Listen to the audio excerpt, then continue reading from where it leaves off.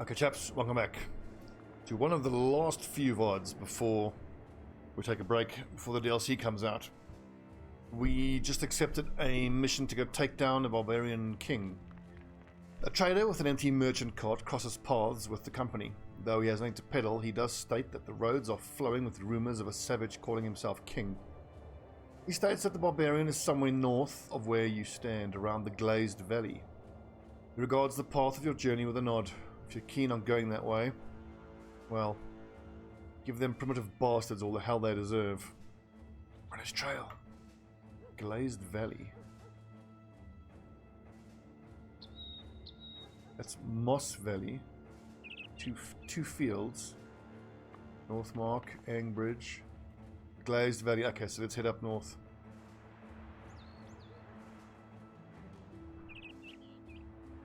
This is going to be a hell of an interesting fight, one that I think we're going to struggle with. Fighting a lot of barbarians means armor. I wonder if Super Duper isn't better off using his noble sword, but we sold it, didn't we? God, this is not the time for these lads to have gotten drunk.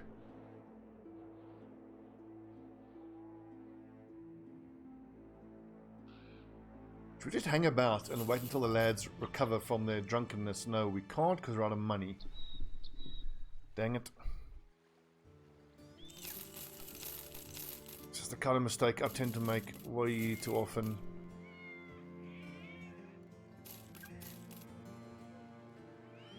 So that's bought us, what, 3 days?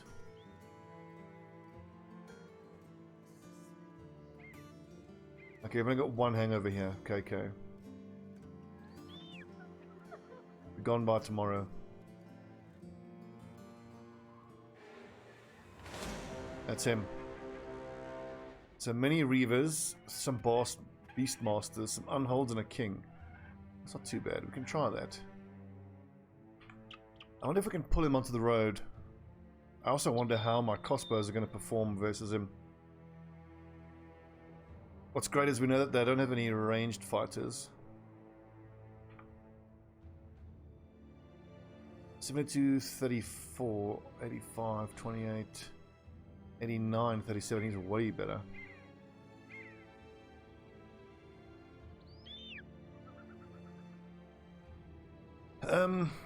Shield break is not the way to go. You can make the argument that war brands are going to do not a whole lot against all these reavers. So there's armored unholds we're going to have to deal with.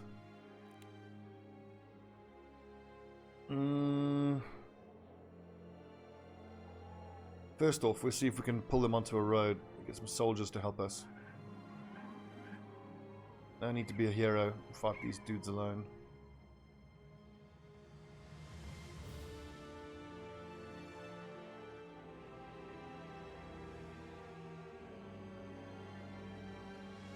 I mean, we know that the war brands are very good. Oh, perfect. First Kampstadt company.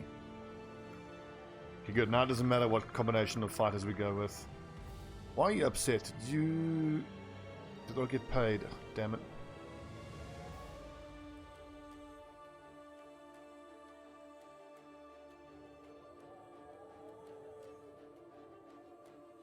Considering we have all these other soldiers in the fight with us, I think we're better off with the shield breakers. Because the shield breakers can, of course, loose crossbow bolts. The Barbarian King's warband trundles across the land with no hint of training or even semblance of formation. But you know that with the mere wave of the savage's hand, they may set upon his enemies a horde of killers who have more than ample supply of carnage to overcome any lack of cohesion. Prepare the men for battle. I have no qualms whatsoever with enlisting the help of some soldiers. These barbarians are just horrible to fight. We probably could have beaten them ourselves. I mean, it's reavers, it's not even chosen. But these armored unholds can be just horrible to fight.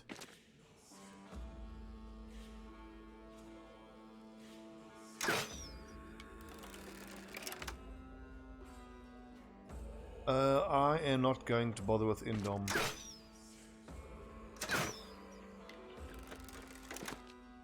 Up Dankovsky. So I think let's focus the Reavers with our crossbows. Because I was trying to crossbow the Unholds. It's gonna take forever. 71 shot.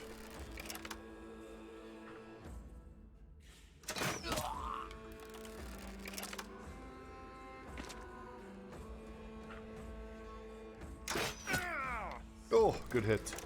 Headshot.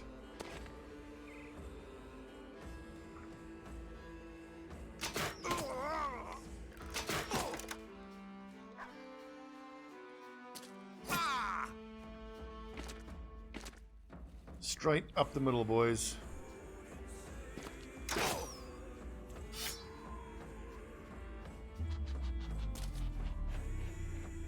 We have here polearm.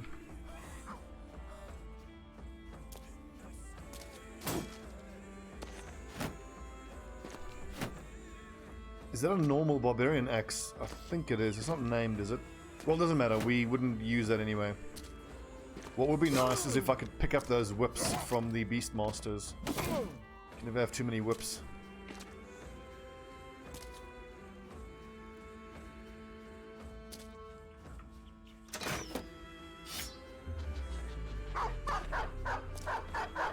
Did those dogs wait, or were they held back?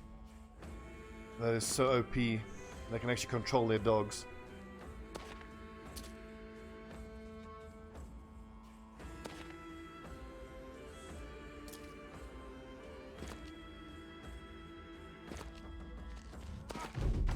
Rotation. What a weird use of rotation there.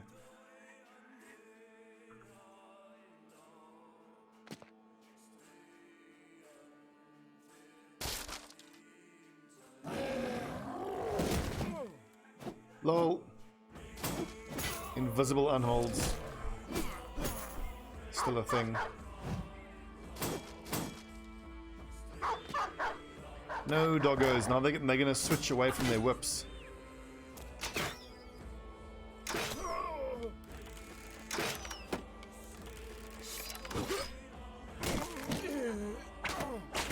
See how effective that mace was as a duelist.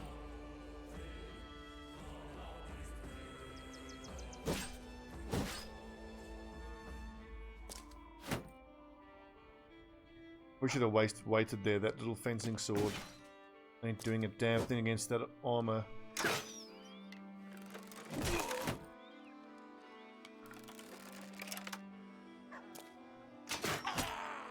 Jot.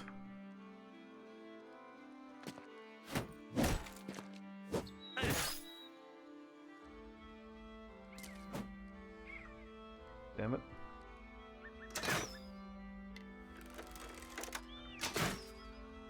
Did that hit?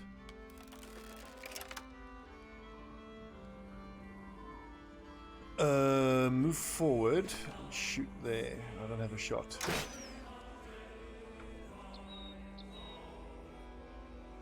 Yeah, this unhold has a lot of armor.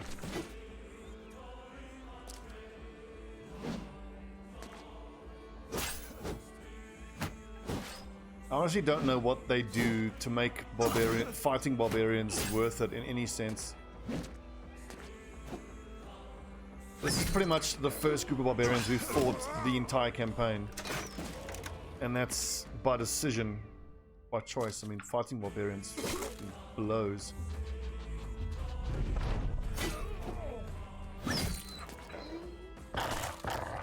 I don't know if it's exactly the last one. It's one of the last ones. We just want to do the witch hut and try the Kraken fight. But for the Kraken fight, we need to get some dragon acid. So we got to fight a few lindworms. So tonight we're going to keep making money getting legendaries. See if we can find the witch cave and see if we can kill a few lindworms.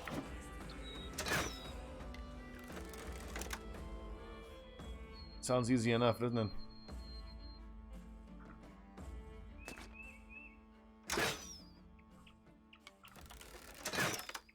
How do you miss that 89% shot?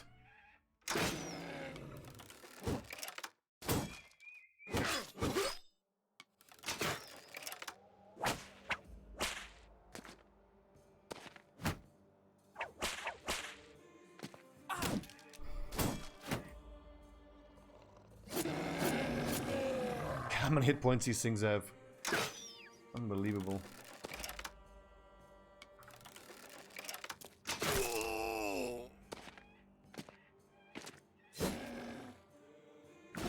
Yeah, this would have been very rough if we didn't have all these soldiers helping us.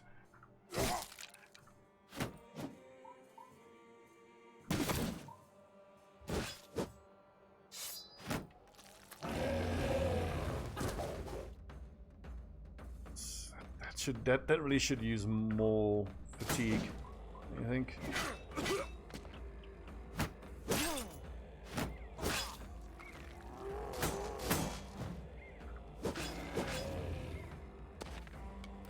Well, that one's at like half hit points. I wonder if the overwhelm is helping at all. I mean, that unhold did miss both of its attacks. Whether that's down to the 2 stacks of overwhelm, who knows?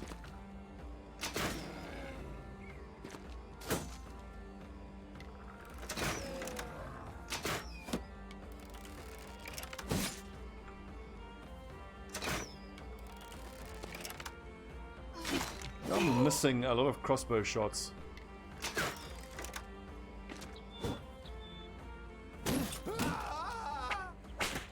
That sergeant is doing work with that one-handed mace.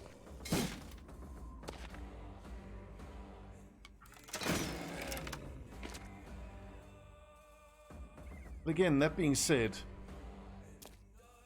do work with a one-handed mace by all means, but is it going to be more than the damage you get from a two-handed mace? I'm not convinced. Rather have the two-hander.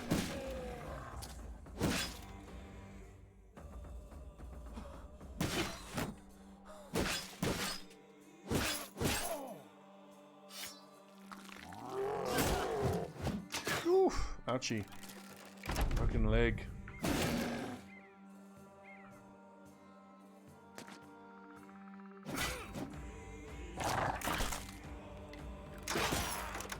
Owie.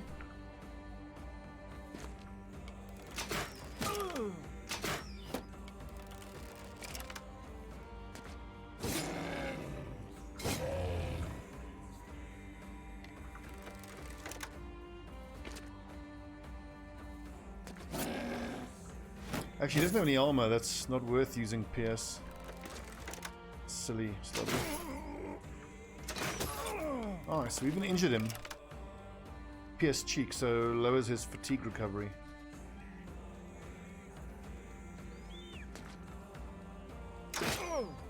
Sorry.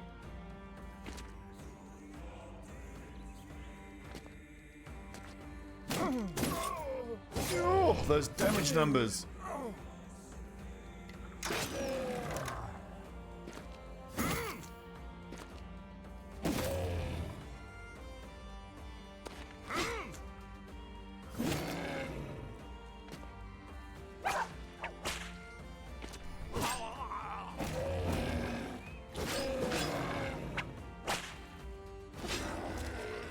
Decapitated it. What a badass. Sir Lambert. Just straight up decapitated an unhold. What a badass.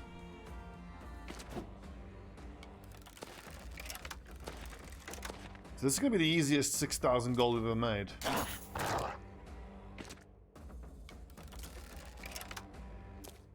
Well, I suppose that's just smart mercenary work, really.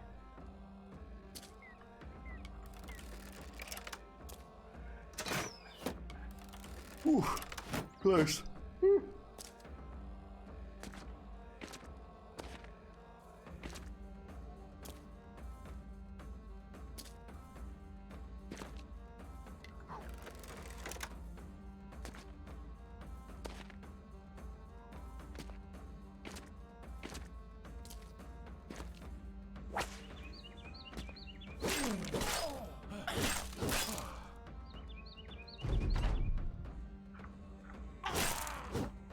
Oh, what? 95% miss. Sweet. At least we get a whip.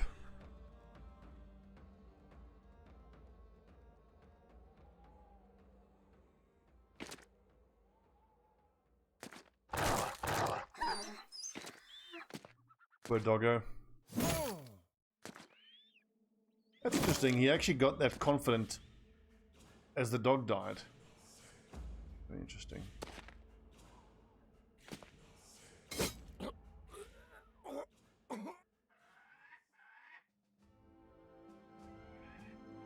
Under throwing jab. Oh, 22 tools. That's nice.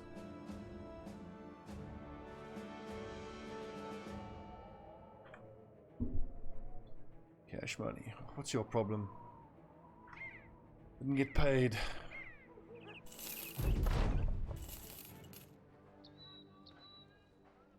Next. What's this? Goblins. That doesn't pay enough. We won't do that. Has less food for sale. Trading food for more. More items for sale. Ooh, wow. Two-handed axe. Base stats though, so not great.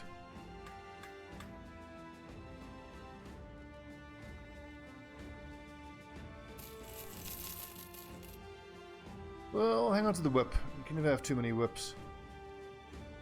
Whips are super useful. Okay, what do we have here? Undead. And we need to do 2 more undead battles, so we might as well get it done. You want to shoot arrows? Absolutely. Extra resolve. 2 points of resolve for 60 ammo. I'll say yes to that every time.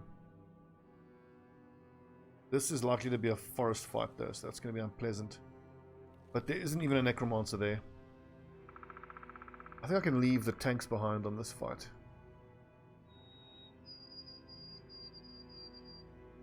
Send out the heavy armored lads. I'll leave behind, not the bannermen, surely.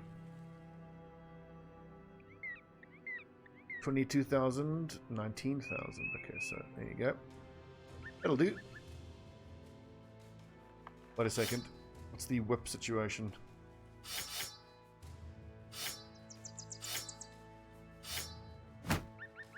Got to whip those cheeky ghosts.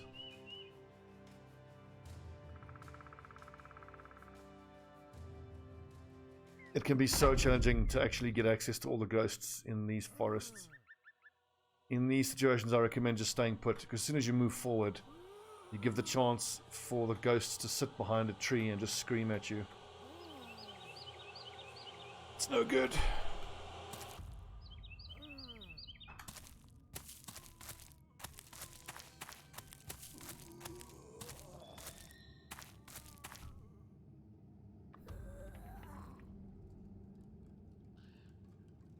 Okay, that's it for them. I think on the next 10 they'll be in range.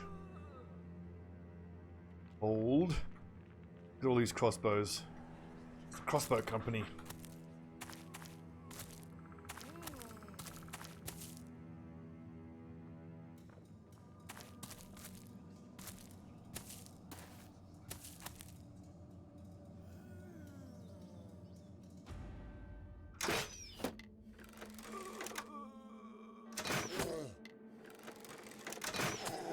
Headshot.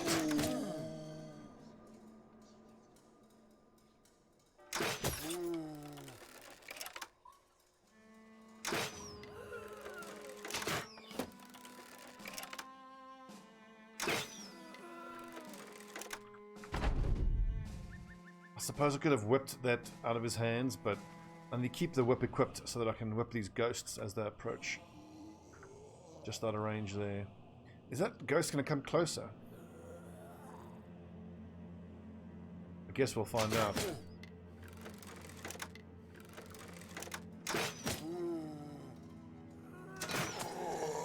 That's a first. Being able to shoot down a fallen hero before it even gets to our front lines.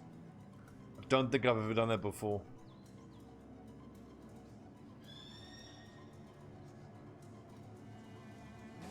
Oh, he should have put his banner out. Well done, loves to splooge.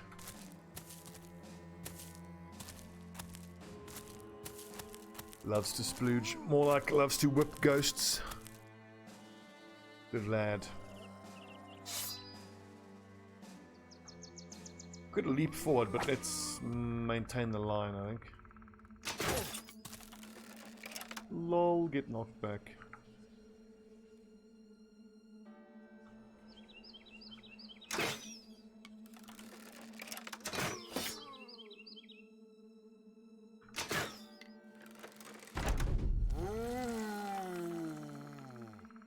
How many more ghosts? We've got to be so careful. I could leap at that ghost, but I don't want to break formation yet. Let's just whip the ghost. And let the rest of these guys keep coming closer. Damn it.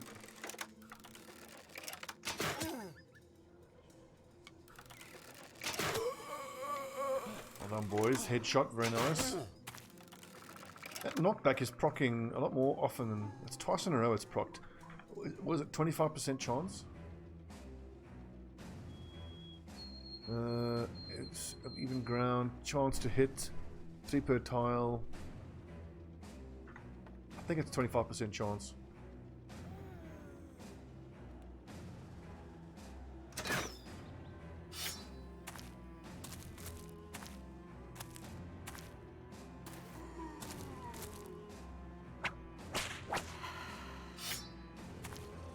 Okay, I'm pretty sure that is the last of the ghosts.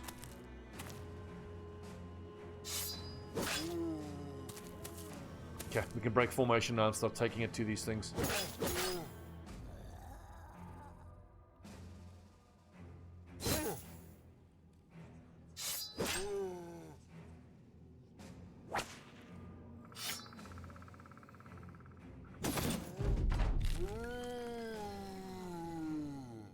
Cleaver is going to get us a nice bit of money. That's good. Oh! The... What? That must have been a headshot. I wish you would tell us how much damage that did. That looks like an awful lot. And 11 defense, taking him up to 42. Super Duper's becoming, dare I say it, a bit of a badass.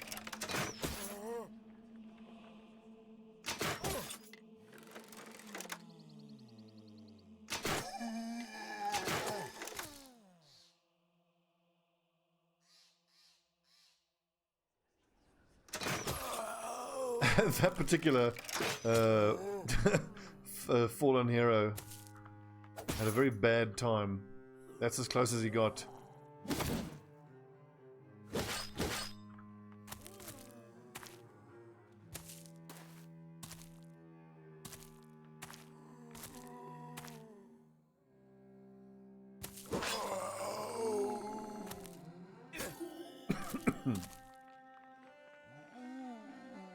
It looks like they're mostly coming from the north.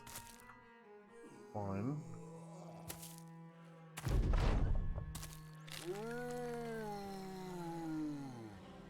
So there is another ghost.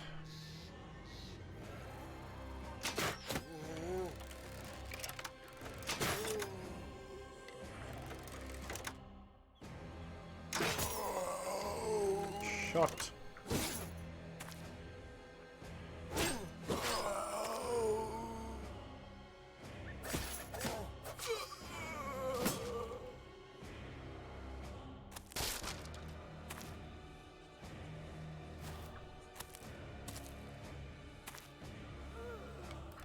I left 14. They're doing quite well. It's still crazy to me how much of a bummer any fight becomes when you put it in the forest. It just slows the whole fight down, which you can absolutely use to your advantage. This can be a little frustrating. How many ghosts are left? Have I gotten this wrong? 1, 2, 3 at least. Shit.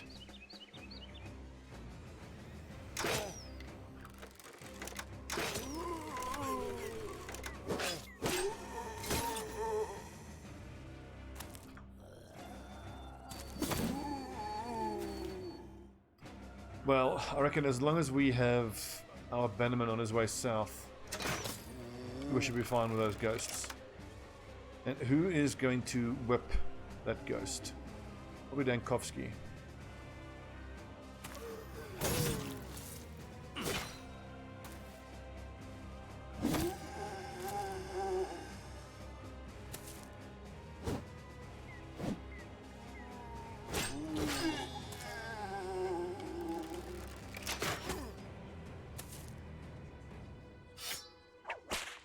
Oh, 58% chance is pretty damn good.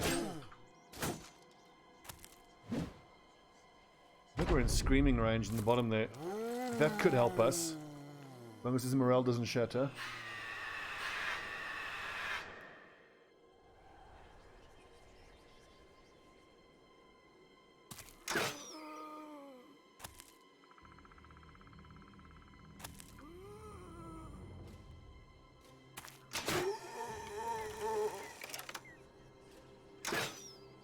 Really hoping I'd hit that zombie, but oh well.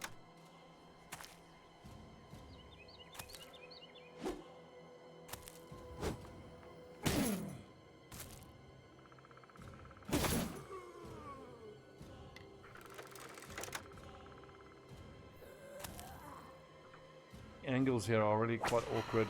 Nice.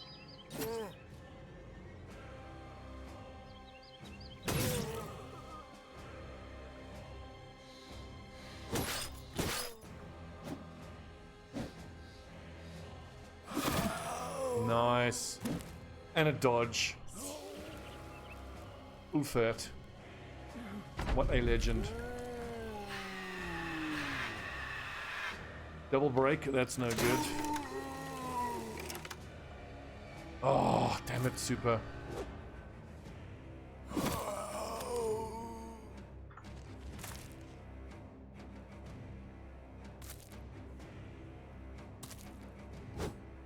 Rotation, best skill in the game.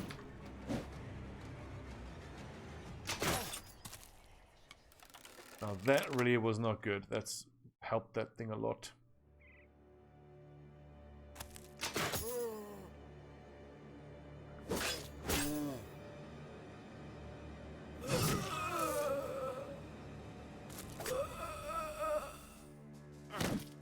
Now we clutch. Very important, hit that. You kidding me? There's a bush hiding from Ghost.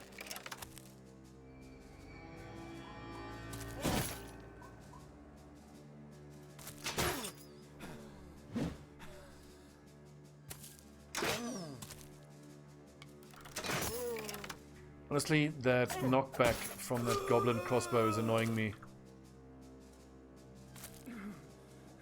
Get him.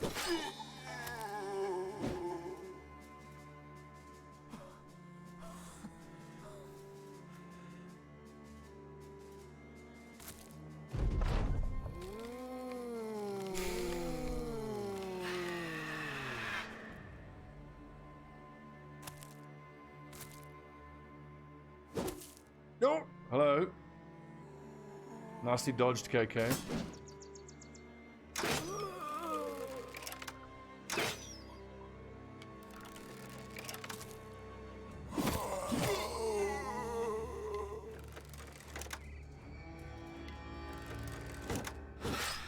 Well fought, men. Well fought. That could have got a hairy for a second there.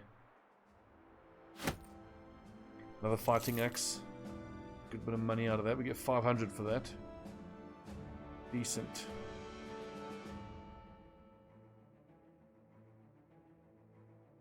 Cash money. Right, we need one more undead ruin. Pretty sure we'll find one out here somewhere. Food's going a bit low. There's the witch hut. Good. We knew we wanted to try that. We'll come back to that in a sec.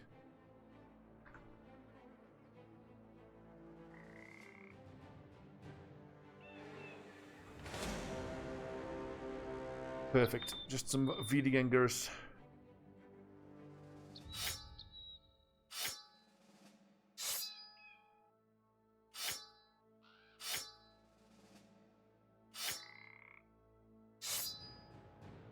This time I don't think I even need all of the crossbowmen.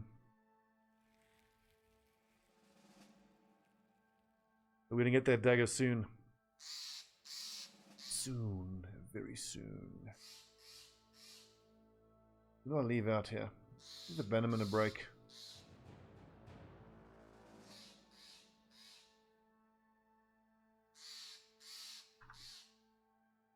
There's only a shit ton of onward video gangers.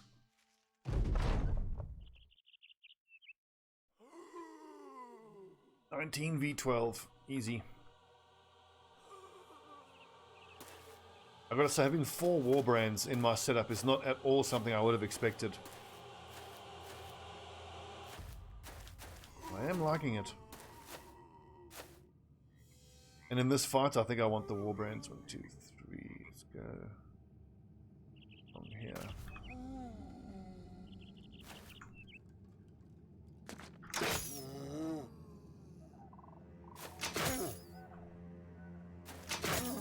What would make that crossbow quite cool and more useful is if you get a knockback and it knocks that target into one behind it and get extra damage. You got to have the matching helmets. If we don't wear a uniform, what are we even doing here?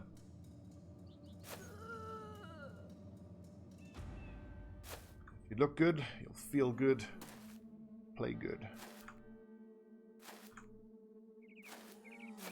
It's my same philosophy when I play XCOM. I can't stand it when you have this group of supposedly elite killers running around in pink underwear looking like a bunch of friggin' I don't know what's uniforms. The professionals, damn it. Right, let them come.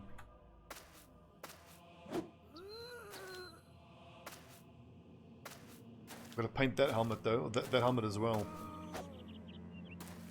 And this is the first time I've used the triple arrows insignia. Pretty cool, I like it.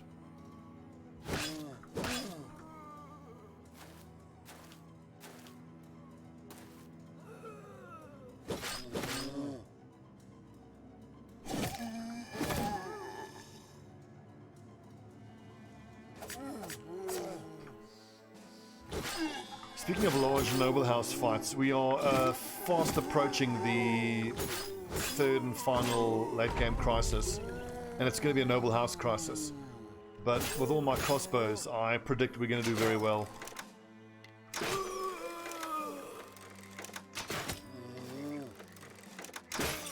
Whoopsie! Sorry, Ilfert. I'm really hoping for the noble crisis to kick off. I want to get my hands on at least 2 more tier 3 crossbows. I paid like 5,000 gold for each of those. They are so expensive.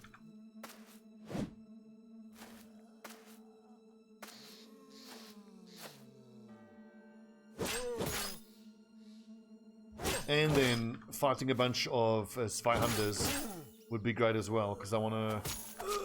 I've got my 4 greatsword lads. I want to have the ability of using either a warbrand or a greatsword, depending on the enemy type.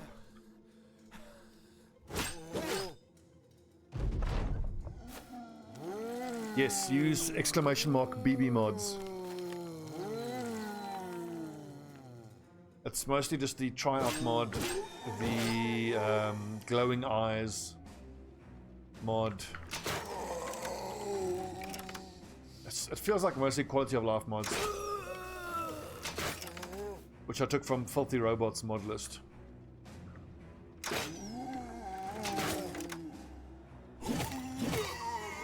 I do wish that a lot of the stuff, especially the tryout mod and the increased speed, game speed, that really should be part of the base game. I kind of wish they would add that to the base game as part of the DLC.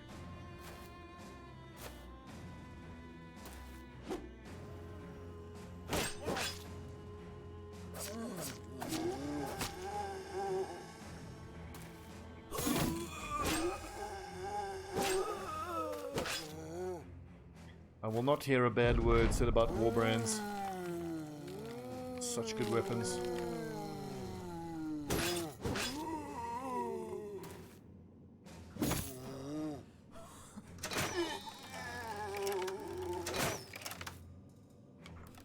Okay, I want to get rid of that crossbow. It's irritating me now.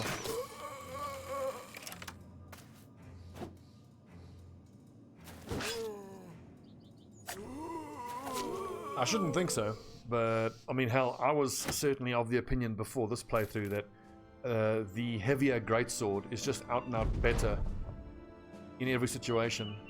And of course, the greatsword is better against armored targets, but the warbrands, I think, are a little better against unarmored targets. Defensively, it's certainly better. Allows you to more easily get more stacks of reach advantage.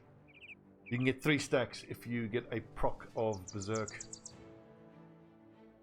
Crossbowman, let's see, he's got his 20 range defense that he needs. His hit points are a touch low. Go for fatigue. Another crossbowman. Resolve is fine. Let's get a nice even 100. What's up, Devusar? Okay, this composition, team composition is all over the place. We need to go back to the standard.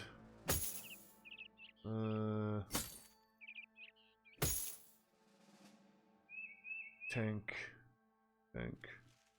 5 in the middle, 2 crossbows, 3 crossbows probably too much. Let's go shield breakers, let's go heavy great swords. I feel like that's like our best squad we can put together right now. Let's have a little think about what we're going to do when we want to take on those witches.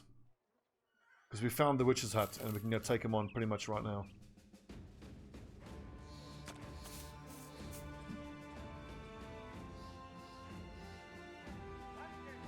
Oh yeah, that's decent money, we'll take that.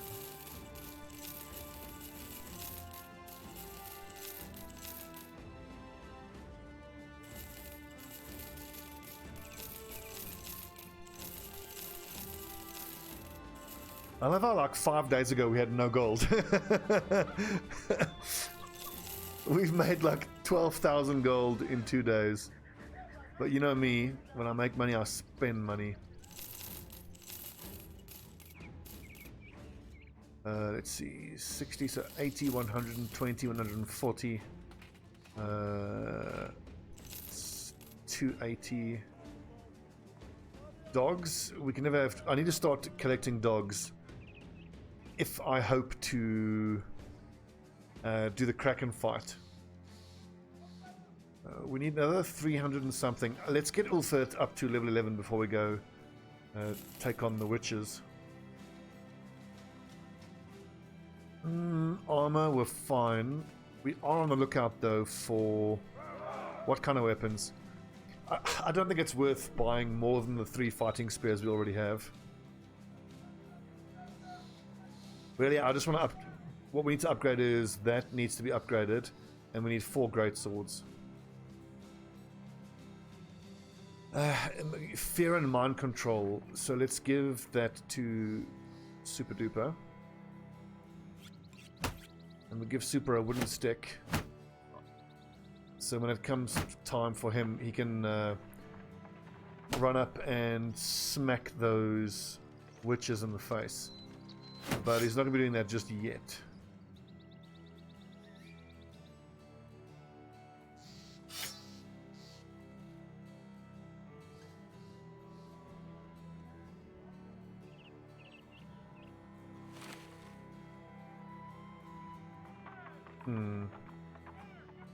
Yeah, that'll do. Give me another patrol mission, please. Marauding greenskins. I can do that. Where are we heading? It's always Sondheim where there's marauding greenskins, for whatever reason. Marksman, raiders, and a leader. Brigands always give such good money. 4 to 6 marksmen. Is that worth taking out kite shields? Probably not.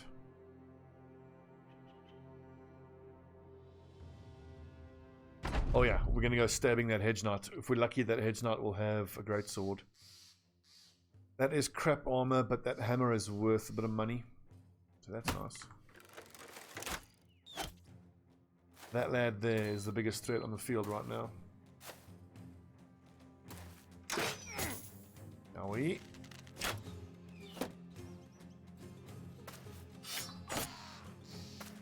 Stab. Oh yeah, that tier 2 crossbow really hurts. I mean, that does more armor damage. These lads can hit harder, but... Man, I tell you, make no mistake. That crossbow, ouchie. Although that being said, I've got a squad that is more light armored lads than usual. The crossbow is more of a threat to the heavy armor guys.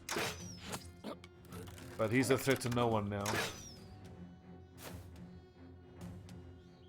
Yeah, the most important thing is that Dankovsky, the dagger specialist, gets Big Otto at a height advantage. I should be able to dagger him down pretty quick then.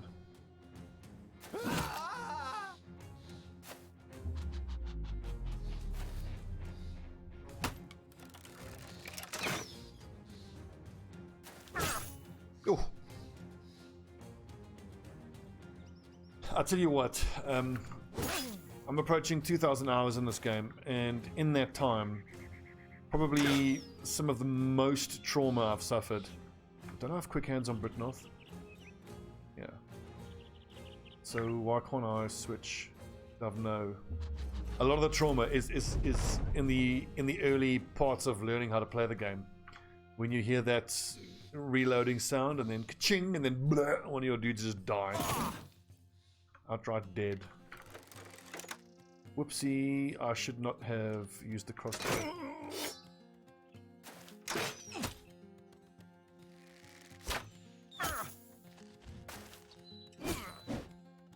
Ow.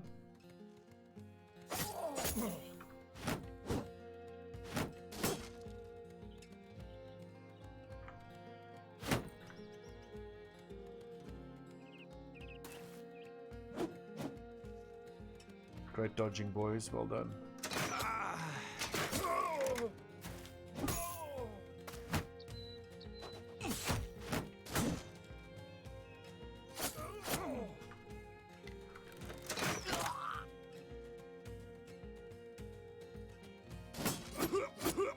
No!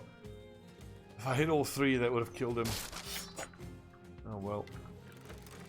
Damn it. Stop using crossbow. These melee guys are using too much crossbow. It's very useful, especially for my crossbow guys, because I need to know which of them are likely to get enough damage to get a kill, because getting their second shot off is often dependent on their first shot getting an outright kill.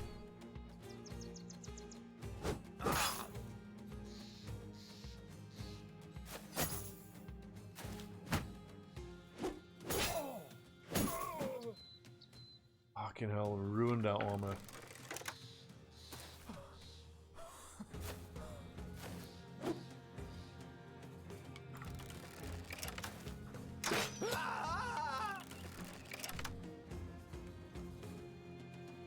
Yeah, base game. The DLC at least. But I wonder whether it was a factor for Overhype, whether they were like, are we gonna have to reimburse these modders or something?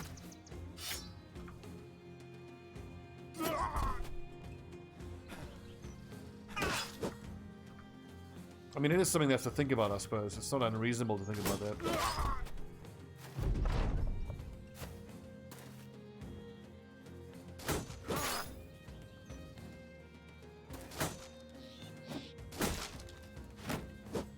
So if we're going to take on that other group that has the Hedge Knight right away, then we need to switch some armor around. Because predictably some of the lads have suffered some armor damage. But this is one of the advantages of giving almost everybody light armor. We've got spare armor on the back line.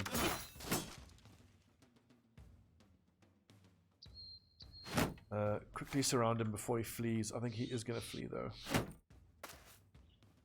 He's going to ruin that armor. Oh!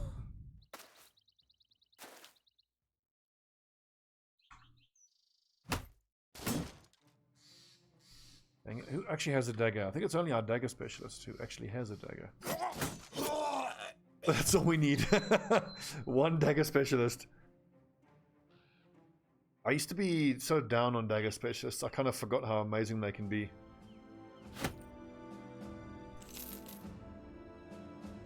Even if you wouldn't take a dagger specialist into all of the fights, still super useful.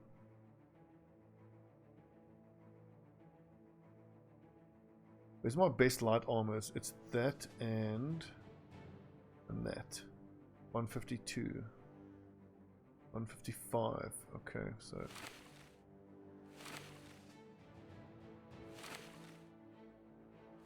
I can't wait for when the DLC comes out. I'm going to have hopefully a 16-man group that can have 2 dagger specialists. One that'll use the obsidian dagger and one that new kind of dagger that we're getting in the DLC. The one that does extra damage versus stun targets. And then we get to get some utility out of those pole maces.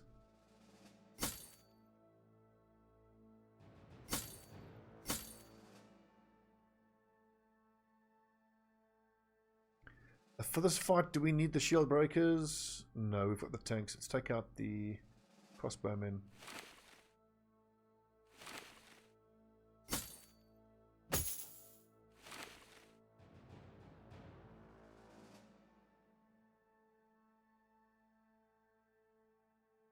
That's nice money. Good, good, good, good.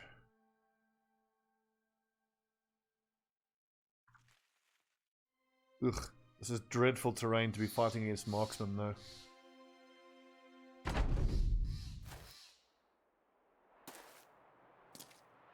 I'm thinking the game is taunting me. We spent 250 days looking for someone carrying a noble sword. And now, since day 250, I've lost count of the amount of noble swords. We've like sold about 6 of the bloody things since then. You can't move without finding a noble sword now.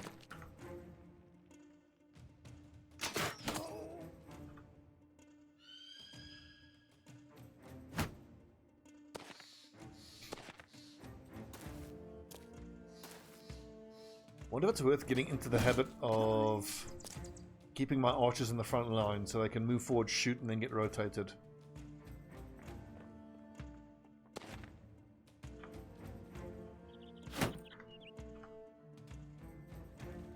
I mean, so many of these fights are all about terrain. If we were fighting this uphill, this fight that is easy now would be a nightmare of a fight. Almost a third of his hit points.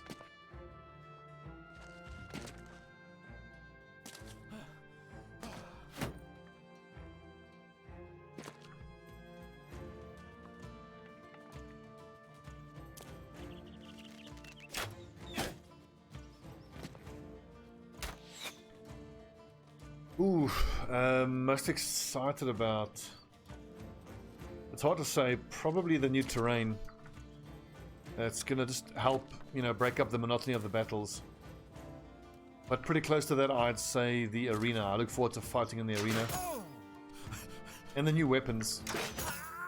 The pole sword especially. Like, if you think of these great sword guys, they're already one of the best builds that I have. But with the introduction of pole swords, that'd be even better. Because, let's say you have a two-handed lad. Instead of having this, I'll just have, like, Warbrand and pole sword. So then when he's too damaged, he can just go to the back line and swing his pole sword. Kind of the same theory with mace as well. You can have a two-handed mace guy swinging hand to hand. And then when he's too damaged, he can rotate to the back line and use his pole hammer. Oh yeah, being able to fix shields, that's going to help a lot. I mean, the amount of times I have to rebuy heater shields. And the fact that if armor gets, you know, quote-unquote destroyed, it then can't be salvaged and repaired at all, that can fuck off. That's stupid. Yeah, that's getting changed. Especially if there's like, yeah, a famed shield or a famed item, a famed anything getting broken. It's very sad. Can I get rotated out here, please? Super duper. We'll do the honors. Oh, shot. Tell you, crossbows growing on me. I still think for the kind of things I want my ranged fighters to do, I'm better off with the archer. The thing is, though, the crossbows are great, except when you're fighting against the toughest opponents. At which point the sword, the bow then becomes superior. Right, where? So there's the hedge knight. Sneak through here and stab. Donkey. It is in reference to one of the camp followers called the blacksmith that I think takes your chance to be able to repair broken items to 100%.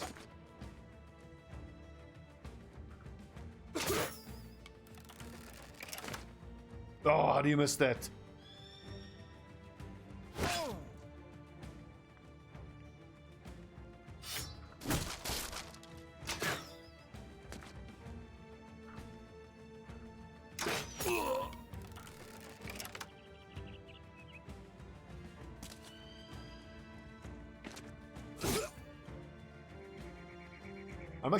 I'm surprisingly loving the fencing sword. It struggles against armor, but against everything else it's really good. But I mean, to be fair, all the swords struggle against armor. The noble sword does the best damage against armor. So in retrospect, maybe I would have been better off making my fencing guy a quick-handed guy. Oh yeah, well actually pretty much any duelist will rip through goblins because the goblins don't have much hit points. But if you want an anti-goblin solution, then I have some crossbows I'd like to sell you. These tier 3 crossbows one-shot goblins if it's a headshot, and they also one-shot goblins to the body if Killing Frenzy is active.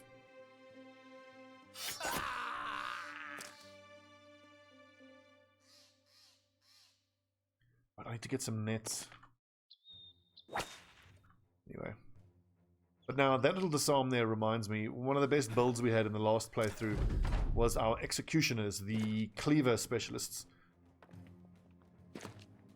Just to remind you guys, the whole theory behind the last playthrough was hammers and war hammers to break armor, and then cleavers to slice through the unarmored opponents. It was fine, but we ran into problems against the Black Monolith. But I feel like that's more down to the fact that we took a lot of fatalities, and I couldn't replace brothers. I had to take 2 archers into the Black Monolith. And if you're forced to take archers with you into Black Monolith, you're going to have a bad time. Well, actually, that is, yeah, it's pretty much how I've built my crossbowman. That being said, Headhunter hasn't felt worth it. I kind of wish I could have replaced Headhunter with, honestly, just Gifted. Just for extra stats. I mean, Marden doesn't need it because he's a hunter, but my other 3 crossbowmen are all, you know, not even at 100 yet.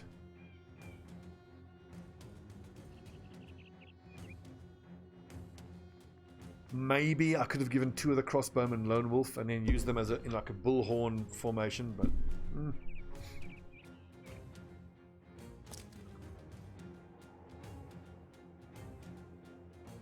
I will certainly agree with you in terms of the utility that the lunge gives you. It is wonderful.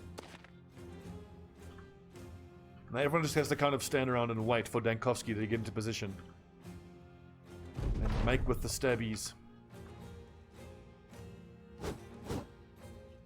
Nice dodging.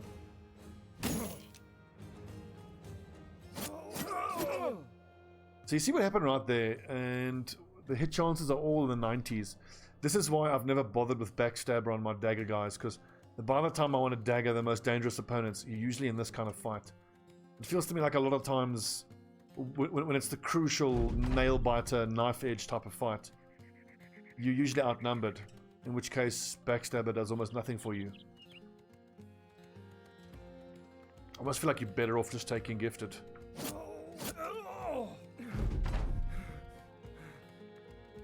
God, can you imagine how brutal this must be? Everyone like standing shoulder to shoulder, keeping this hedge knight hemmed in. And Dankovsky is just like lifting up armor plates and fucking shanking him.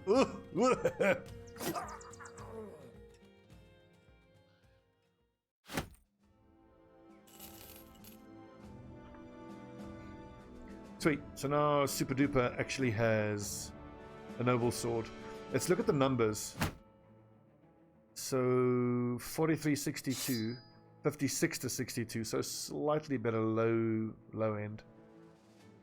8 fatigue. Riposte on someone with his stat line arguably might be better because he gets 14 defense. So he's up to 42 defense. Maybe in this next fight we try the noble sword and just compare it. Honestly, Dankovsky, if there was some way that I could, like, you know, issue a command to the enemies, like, if you just strip down naked and leave your weapons and armor, we'll let you leave. And then this naked dude has to just slink away like, oh, sad. That would be great. Honestly, I'm going to take initiative here. He doesn't have a whole lot. +5 hit points. The difference between 82 and 87 is kind of meh. That's only a +2, and everything from now is going to be +1s. And then what does he need? I think, yeah, he needs Indom and Killing Frenzy. You know, Indom and Underdog.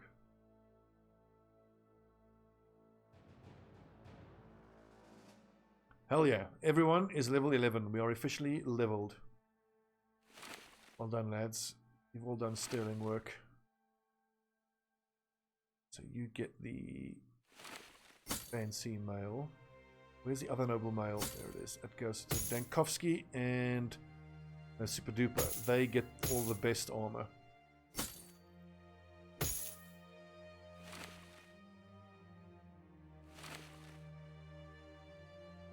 What's my setup for fighting greenskins? It might actually still be this.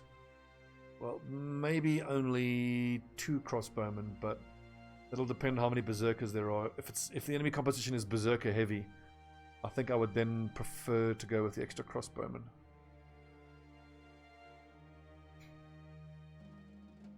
Also, we haven't given the Shamshir a go yet. I want to see if I can wound some orcs.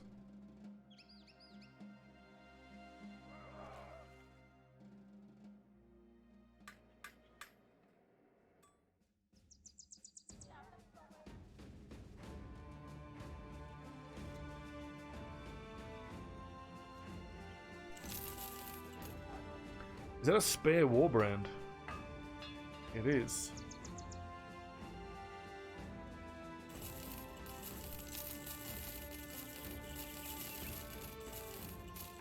You know, this makes me think like how easy it is to make money now. It's kind of art imitating life, how the best way to make money is to have loads of money.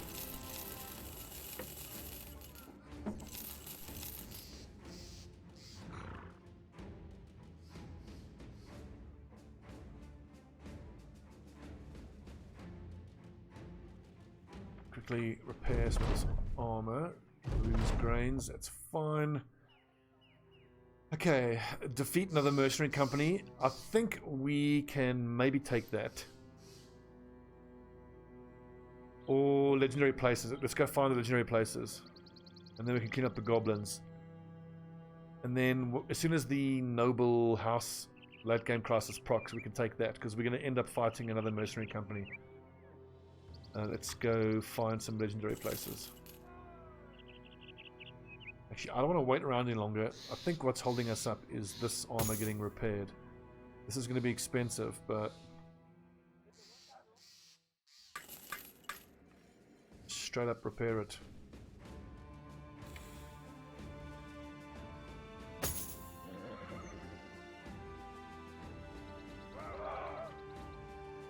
Well, and also, like, if this wasn't an experimentation type of playthrough, if this was a more serious one, already a couple 100 days ago, I would have been firmly in the phase of rolling for high level brothers. Like this type of guy, I would love to get my hands on a squire. I would even keep looking at farmers, you know, see if you can find a 9-star brother. Something like a retired soldier can make a fine light armor wearing polearm guy. You get so many great events from retired soldiers.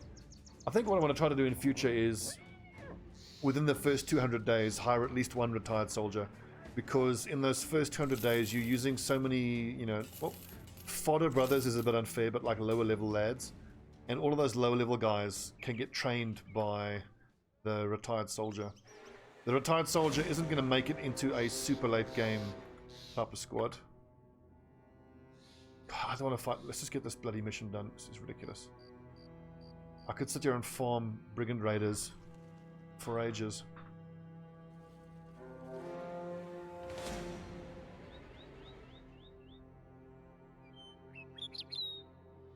I was going to say please no goblins, but even if it is,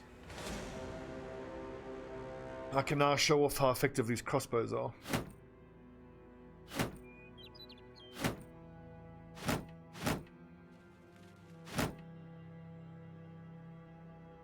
And for all we know, this could get us another spiked impaler.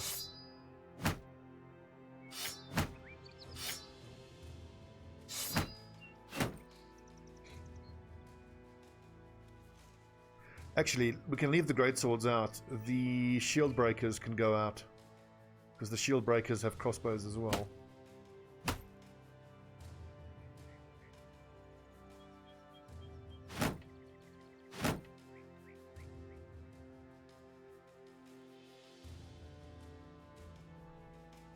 Let's make sure we take all of the antidote out with us.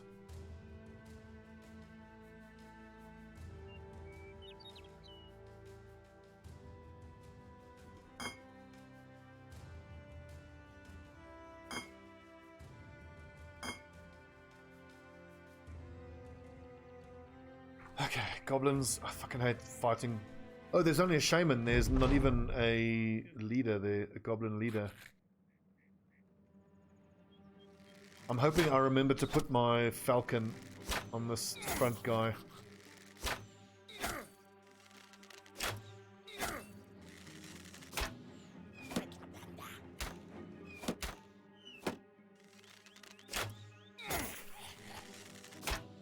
Fucking hate goblins. I hate them so much. They're coming towards us, which is a bold strategy.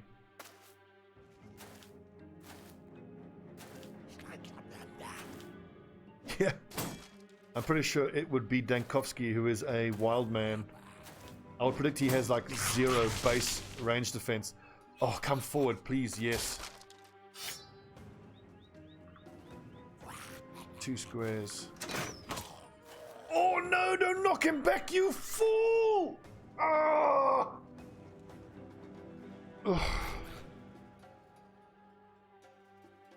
Oh, that hurts. Now he's knocked out of crossbow range. My liege. Good Sir Knight, Aegis. will you come with me to Camelot and join? What's up, my man? So Dolmar might be able to go here and still be able to hit him.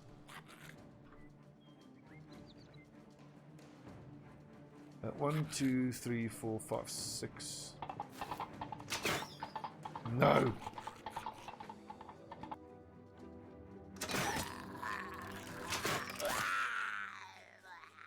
Tier 3 crossbows right there.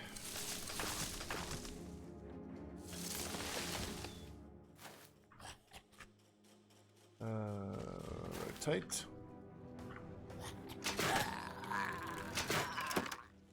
That's the beauty of these big crossbows. You just pick a goblin and execute it. Little fuckers. If only that was a grazed neck or cut artery. Have that piece of shit bleed to death.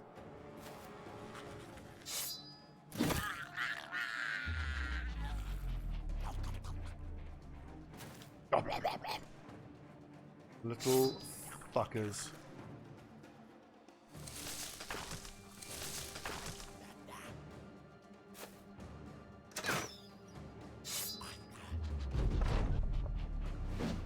Ah!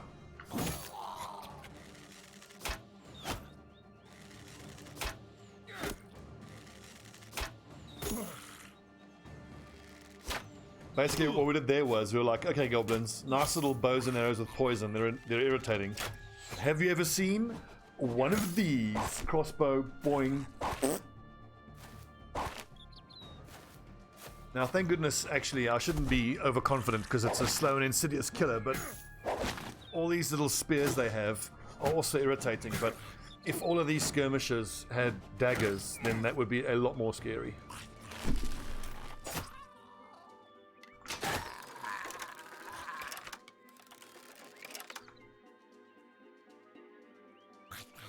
So who's going to be the hero that finishes off that shaman? I don't know. You motherfucker. How did that both miss? 40%. How's that 40% chance to hit? He's got shield specialization. Oh, because his melee skill sucks. Of course, he's a tank. His melee skill sucks.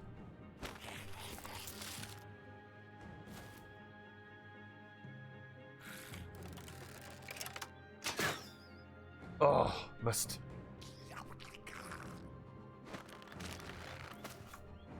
Yeah, you better run.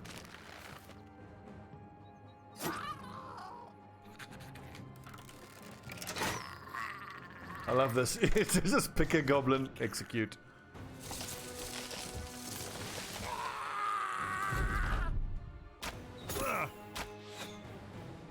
This right here is one of the very few occasions that your crossbows will outperform the warbows.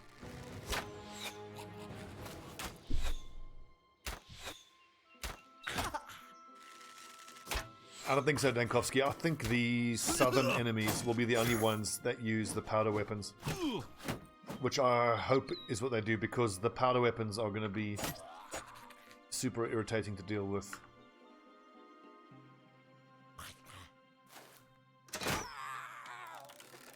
If you think about it, it's basically holy water that damages your guys, that enemies can use.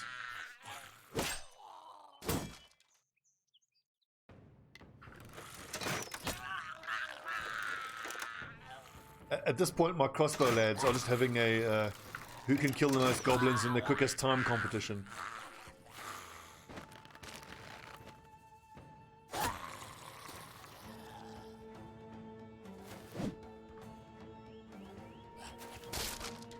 One of the things I'm most curious about, though, is how, if at all, they can rescale the economy to make it more worth it to fight anything other than brigand raiders. Because if you want to make a lot of money quickly, you're incentivized to pretty much only grind brigand raiders, because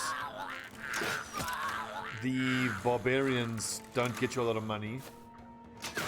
Goblins get you decent money from their weapons, but they're too dangerous. Orcs as well. You get nice money from their weapons, but you tend to take so much financial damage from the damage that they do. Fighting dragons is not worth it at all. Fighting trees is not worth it at all. None of the beasts are really worth it from a financial point of view.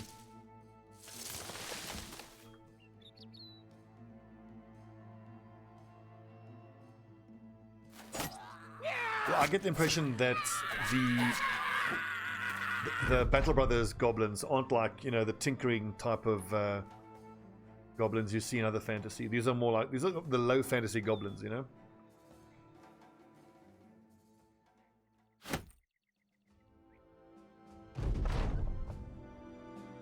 Easy money.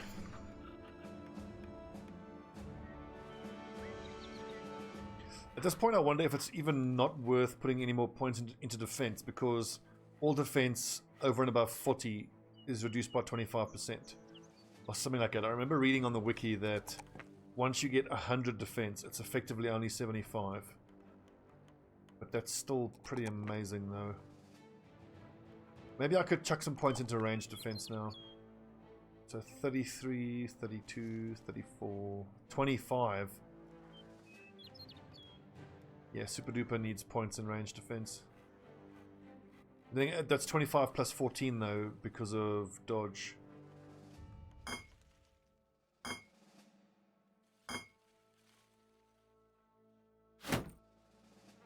Well fought, boys. That was super effective.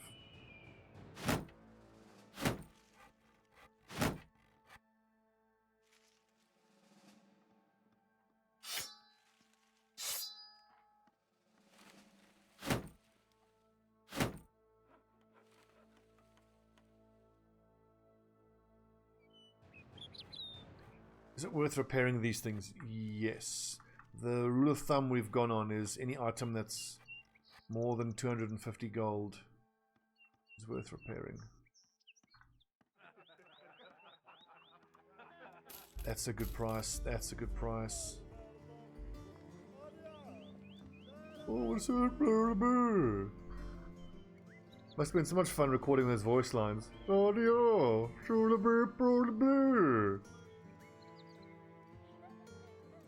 Oh, I love a good caravan hand. But we've not been able to find a good one.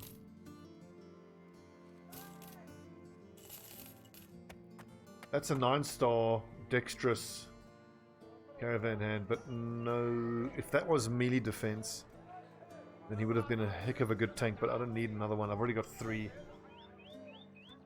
And one of the experiences we've had in this playthrough is that three tanks is probably one too many. Okay.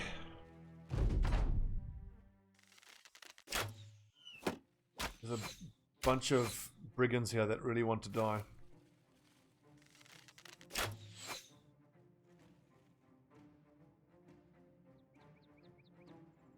Some of the lines are in Spanish. Aren't the devs German? It makes sense if it was some Germanic type voice or taunt. It's all just little bows. Good. Oh god, pierced lung. Oh, the pain. Can you imagine?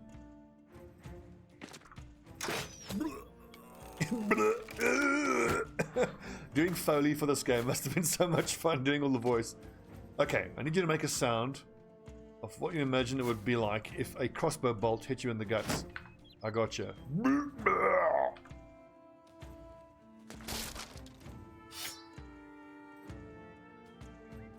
Dolmar.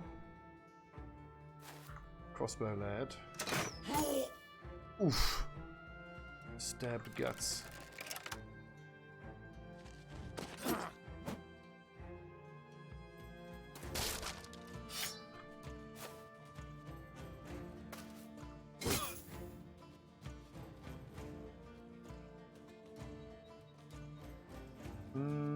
Where do I actually want to put Loves to Splooge? Because if I put him here and we put Wolfster there, I didn't leave points for Indom. That crossbow could really hurt. I think so. And they clearly got a very talented composer to do the music. The music is top notch. The Barbarian soundtrack is Breakdown Epiphanies. Shout out to Breakdown Epiphanies. Great, great soundtrack. Honestly, this crossbow is irritating me now. The knockback is just irritating. That like Tuvan throat singing kind of style they've done for the barbarians. So good. See, now this is often the issue I have with Super Duper as the sword duelist. Like, I want him to be taking an unarmored target, and he doesn't have one, so I would want him either to have had quick hands and a noble sword to go to, or I find myself having to wait. But I mean, 11 melee defense there, plus he's got 50 melee defense. He should be very hard to hit.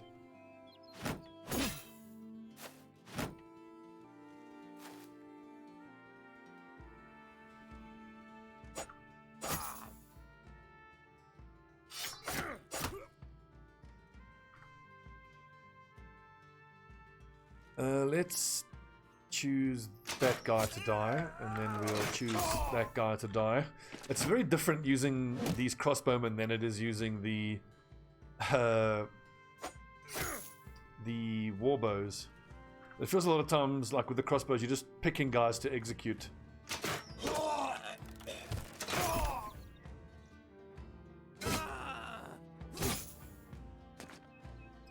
So it's fun now, but then when it comes time to fight against, you know, multiple enemies, when you have a bit of a bad time.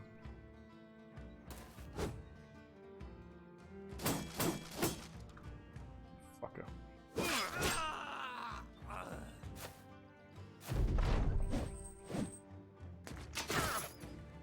Okay, good. Didn't do too much damage.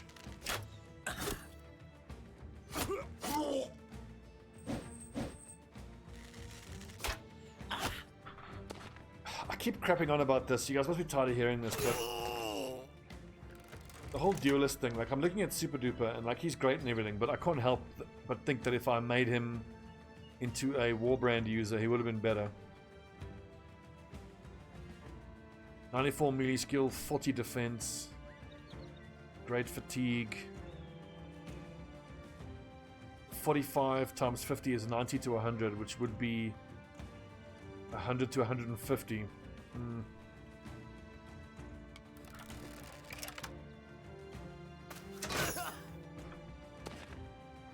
Well, actually, maybe crossbows is the way to go, because if you're talking, you know, large numbers, that's really only the undead, and any ranged weapons at all are pretty much useless against the undead.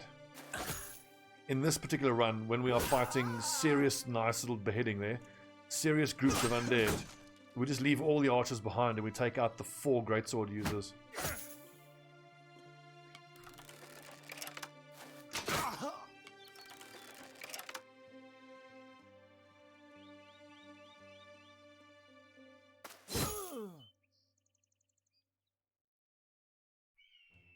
Normally, I'm more of a warbow user. I think for me the biggest advantage of the warbows is that in almost all situations you can get away with only needing 2 of them. I'm trying to think. The occasion where I most feel like I need the warbows is in fights like this where there's enemy marksmen.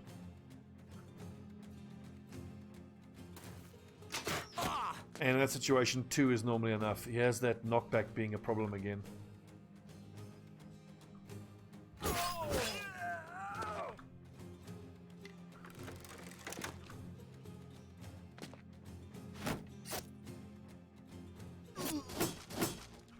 I suppose also an orcish horde is one of the other times when I most feel like I want the archers.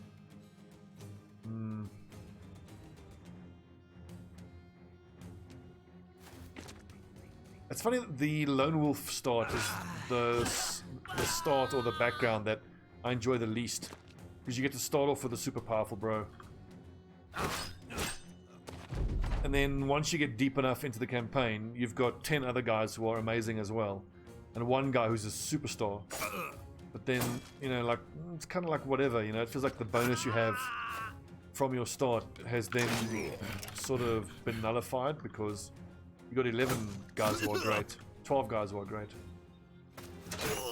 This background has been amazing because, I mean, it's bonuses that are persistent throughout the entire campaign, and it's not tied to my bros. You always get to see scouting numbers of enemies. You get to move faster. You have a larger scouting radius.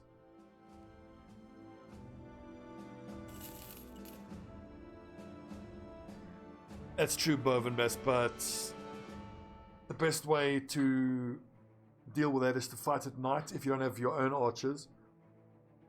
I mean, that sounds shitty. It sounds like I'm saying go get good, but unfortunately that's really the only way to deal with good enemy archers, is to have better archers of your own. It's going to be interesting when we have to fight enemies when they can hide behind palisades, but I imagine that would just mean that it becomes similar to fighting enemy marksmen when you're in woods, which can be horrible. It's going to make this indirect fire perk even more important, but I don't know.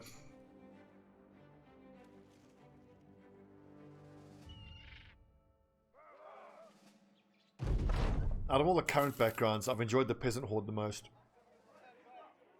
Oh yes, give me a patrol. Nice. I find the Peasant Horde the most fun. It gives you the most tactical flexibility because you have so many brothers on the field. And ironically, well, I've just said tactical flexibility, but the most fun I've had with the Peasant Horde is having 9 guys up front. All 9 of them are identical. All of them are shield experts and axe specialists. So the front 9 just crunch through shields, and then the back 7 can just do whatever they want. And if you're lucky enough to find some bros with decent melee skill, axes are superb. They really are. And the one-handed axe is one of the few weapons where I think Headhunter is actually worth it because of the bonus damage you get. It's still not a great perk, but it's okay there.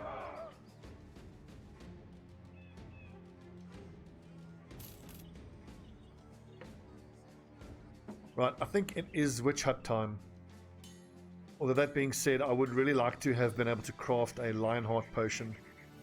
At least one. For Lionheart potion, we need... What do we need? We need Alp skin, which we don't have.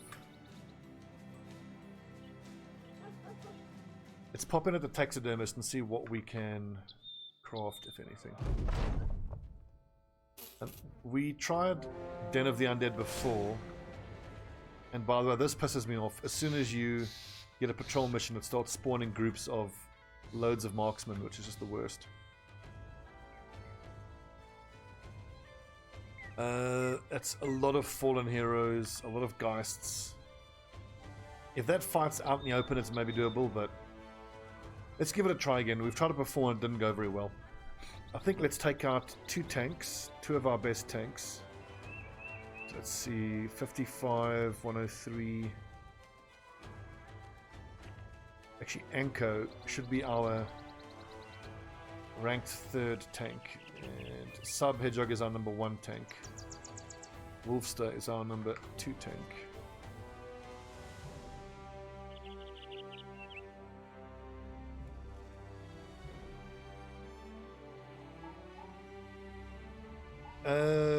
Let's see, there's a necromancer, so we want at least 2 crossbowmen. What's up, Doomsday? And do we go for 4 war brands or 2 war brands and 2 shield breakers?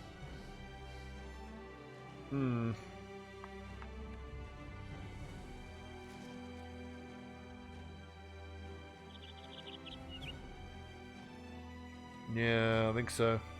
The thing is, though, crunching through those shields could be challenging.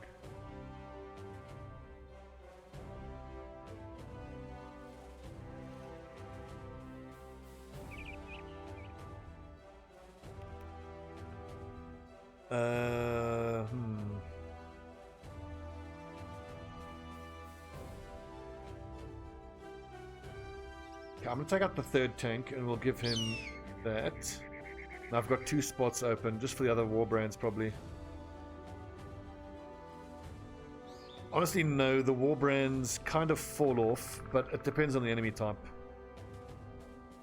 And I think, what do I want? I think I want the fencing sword for this fight. I reckon as long as we keep the fighting axes near the 2 war brand groups, we can crunch through the shields of the fallen heroes. You can make an argument that the long axes will be superior. 77 to 104, 37 to 56, 2 swings. It's actually about the same. Just looking at the armor damage.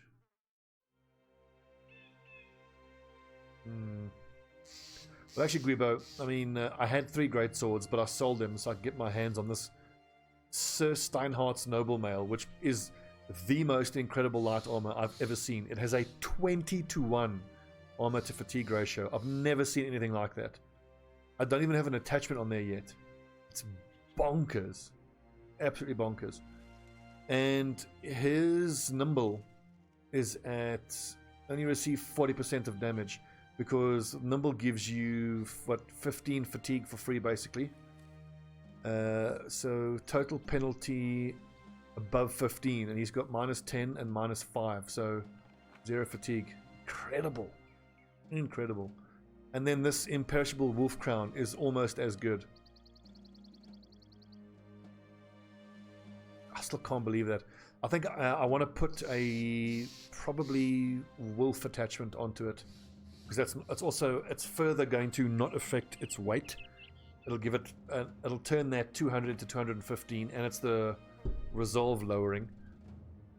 Maybe unhold plates. Yeah, unhold plates are better. Bone plates are better. And also uniformity makes everyone look better. Lindworm scale will affect the nimble too much. There's an outside argument for giving him the fur plating so he takes less range damage. But rather than that, I'll just, if he's against ranged guys, just use a kite shield.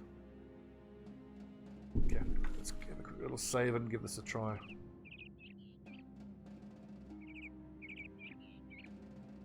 It's the okay. Hang on. We've got now. There's no ghosts. Interesting. Where did the ghosts go? That does also mean I don't need the whips, but the whips are still there nonetheless. This is armored Wiedergängers and fallen heroes. Is my fencer not better off using a noble sword?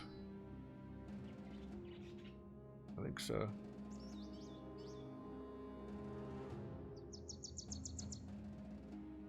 $47 to 53 damage to armor. 47, 53.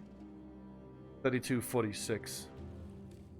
I think the lunge utility is better.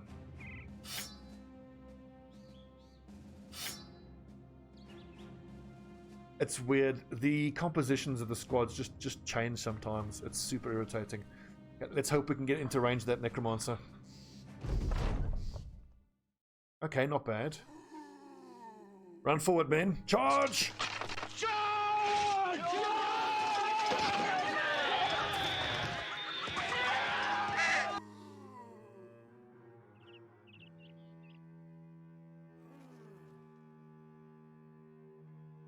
Well, I mean, you're kind of right. The ghosts aren't that much of a problem. Ever since... Okay, there he is. Shit, that's bad. Ever since whips became a thing, ghosts became exponentially easier to kill. But it is still difficult to deal with. Okay, so let's see. So Marden and Dolmar. Let's send Sub and Anko plus the 2 crossbowmen to try and get a shot on the necromancer. What rewards? There are no rewards for killing ghosts.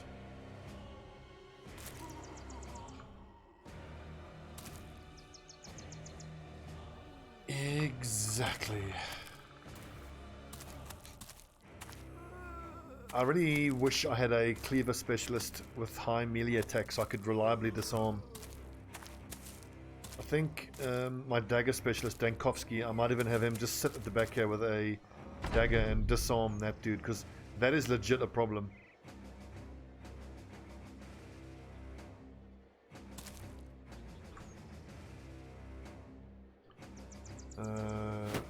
Well, Wolfster has how much defense? 80. Pretty damn good. Save your fatigue, I think. Or, yeah.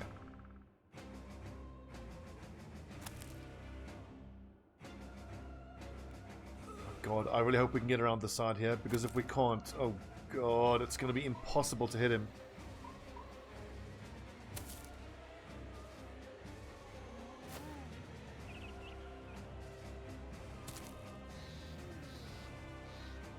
I might have to just hope for something special. Who has the falcon? Okay, Anko has the falcon. If I can get 1 or 2 of my crossbowmen here, they're still not going to have eyes on. This is bad.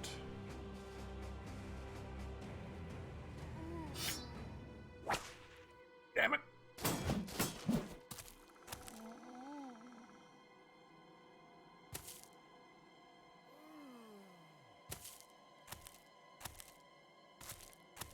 The thing is that if this is a fight out in the open, it becomes exponentially so much easier. It is so aids fighting in a forest against most enemy types. Against certain enemies it really helps.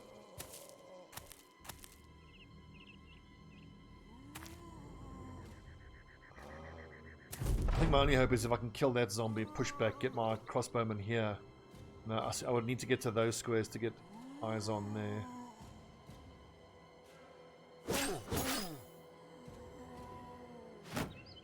Maybe damage-wise, my guys have enough horsepower to just kill zombies fast enough.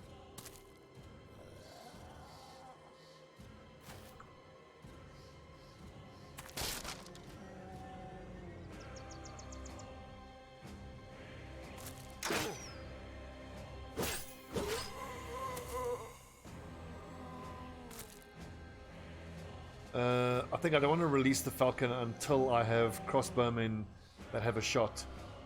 We go all the way around the side. Ugh, this is dreadful. God damn it. I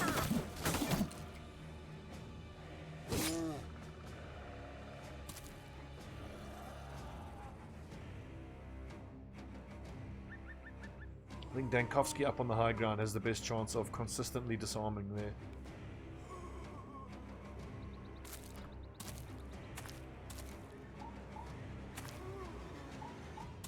This sucks.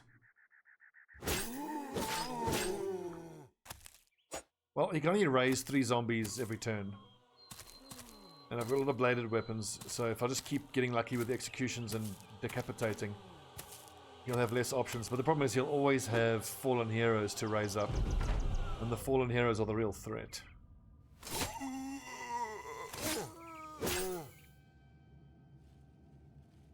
Can I make a break here? I have to try. 1, 2, 3, 4, 5, 6. I don't think we have a shot though because of that bush.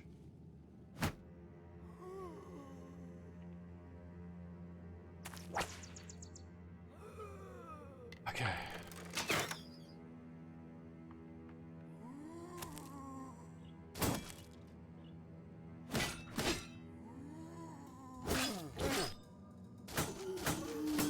Nibble, nibble, nibble. We're literally having to force our way into a horde of zombies. Kind of badass, what do you say? Especially when you decapitate a fallen hero and you take their weapon away, it's nibbling you with no head.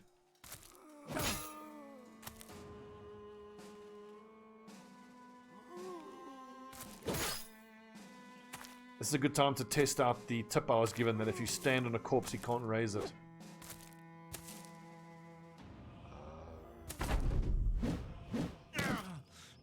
Are we? Okay, close. Can these lads get me one square closer? I wonder if Martin...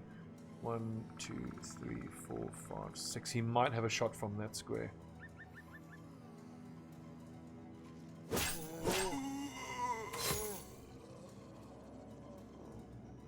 Ugh.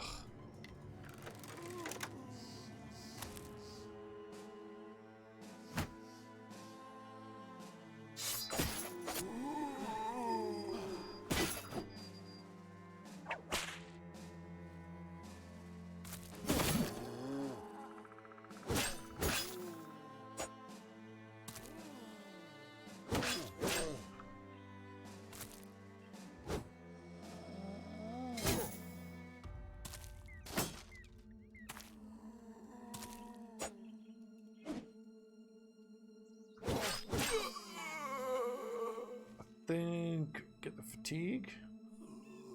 Yeah, because I don't want to leave that space in case he raises up there next to Marden. Oh god, that's what I needed at all. Well, hopefully one shot is all Marden needs. Just walks up, headshot. Owned 48%. Here we go, for the money from downtown. Fuck's sake.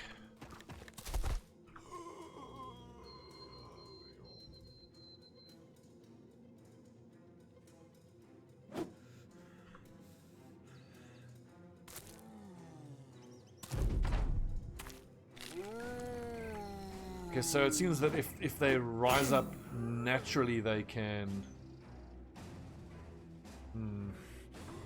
move you.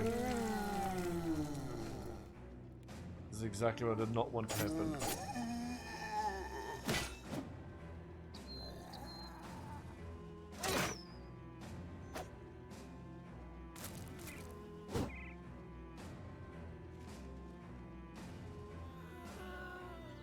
Do I just say forget the disarming and just get stuck in there with the main weapon?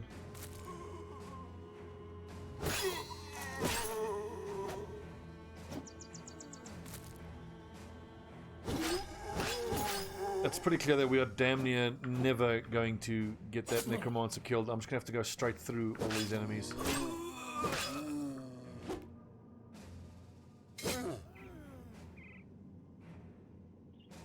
There's no rotation.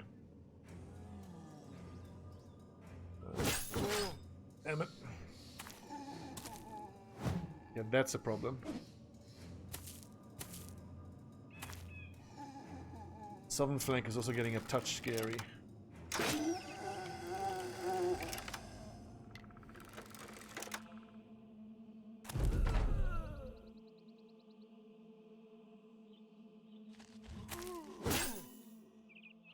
I think we can kill them fast enough.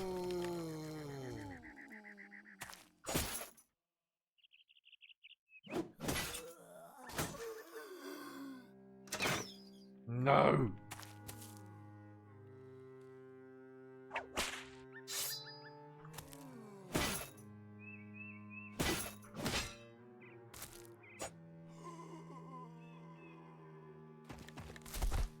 Oh, one square.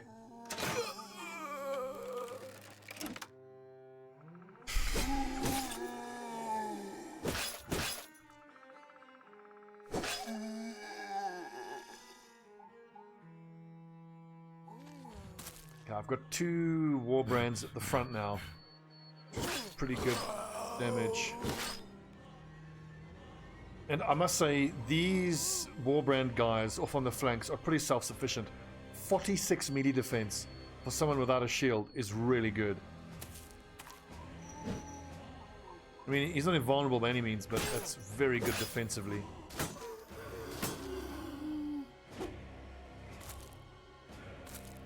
Oof. I worry for Sub-Hedgehog though, that's scary. That could end up helping us.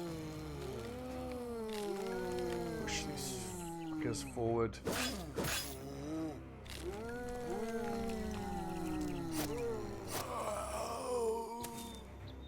Ah, I should have killed him.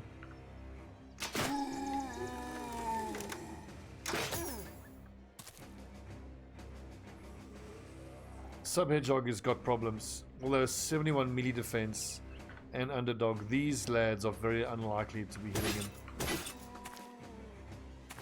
Problem is though, with light armor, if he gets hit even once by those cleavers, he's going to start bleeding.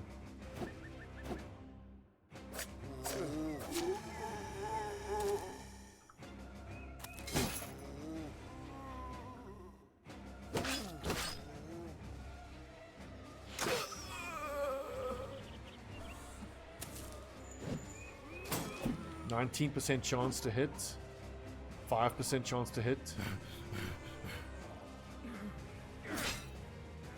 Are we? Lads are all knackered. Fight continues. Whoopsie, I had an attack there that I missed. God, can we, lads, please? Right, fuck it.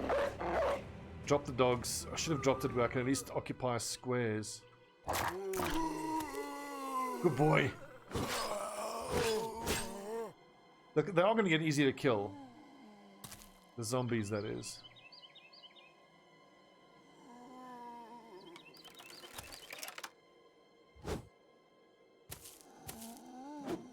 Because once I cut through their armor, then they're a lot easier to put down again.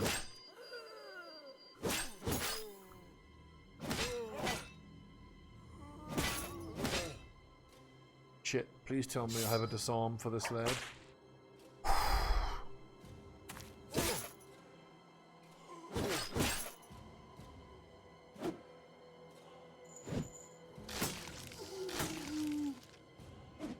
No! Oh! So close.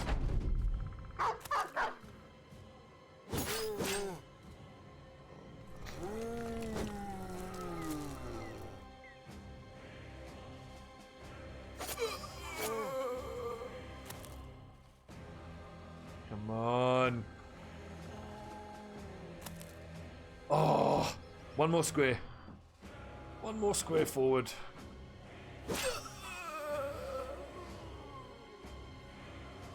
Anko should probably have knocked him back.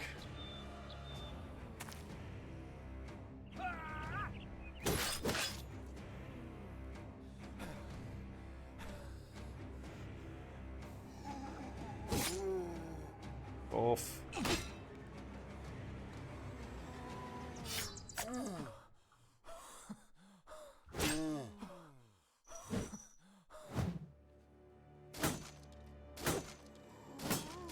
If we somehow get out of this alive, then Sub-Hedgehog is going to get MVP. He's pretty much holding that southern flank single-handedly.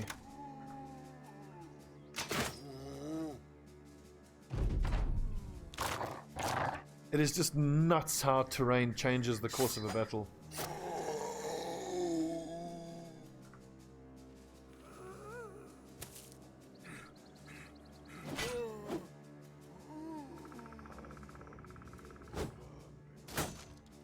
There's the first headless fallen hero getting raised.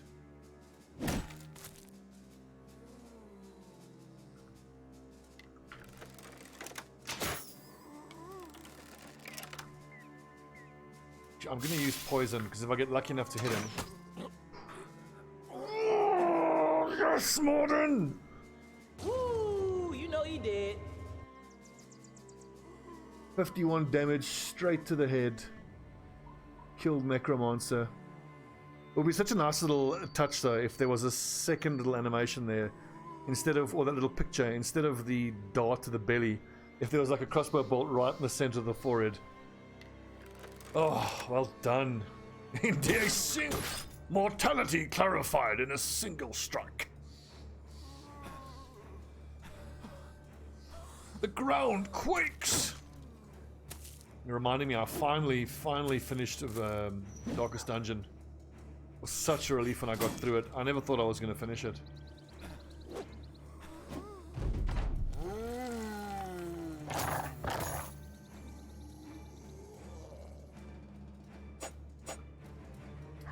Nice work.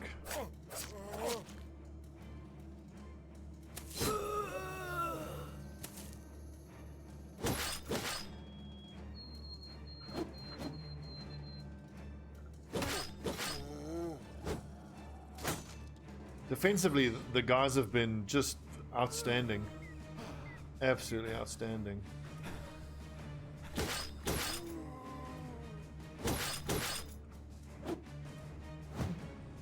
So I wonder what would have been better, great swords or war brands? Because the great swords, I suppose, would have helped us punch through the fallen heroes quicker. But the multiple, or the couple times that there were extra stacks of reach advantage from the war brands, I think that shouldn't be underestimated.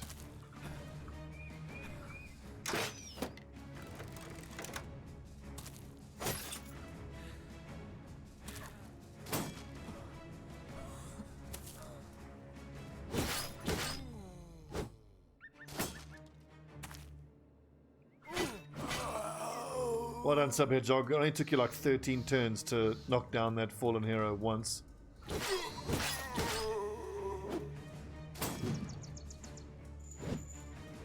He even got stunned that one turn. And a broken nose. Shit. Well, those lads there in the center of the fight will be freed up soon. This weapon's actually going to break. Let's see, 12... durability. Attack twice. Still only 12 durability. So presumably it's only when you're hitting armor that you lose durability.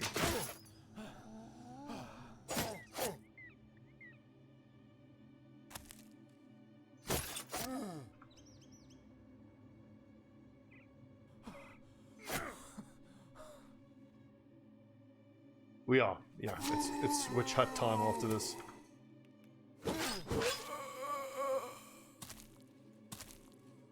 Oh, absolutely. Yeah, I know that. I mean, if I knew that that's what I was fighting, I would rather take great swords in.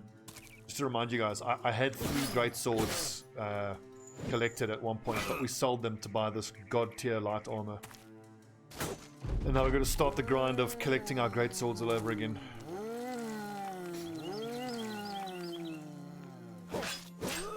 We also came across a legendary war brand, but it had base damage stats and just a little bit less fatigue usage, so it wasn't worth paying the 10,000 gold for.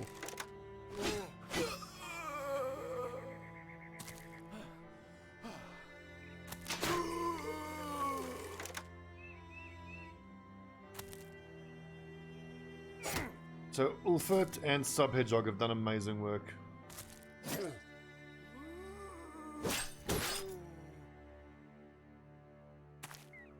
That's true, we also paid money for the rapier, and in this fight, if I brought the noble sword in, it would have had much more durability. A Moo less than 3, a League of Legends player, welcome.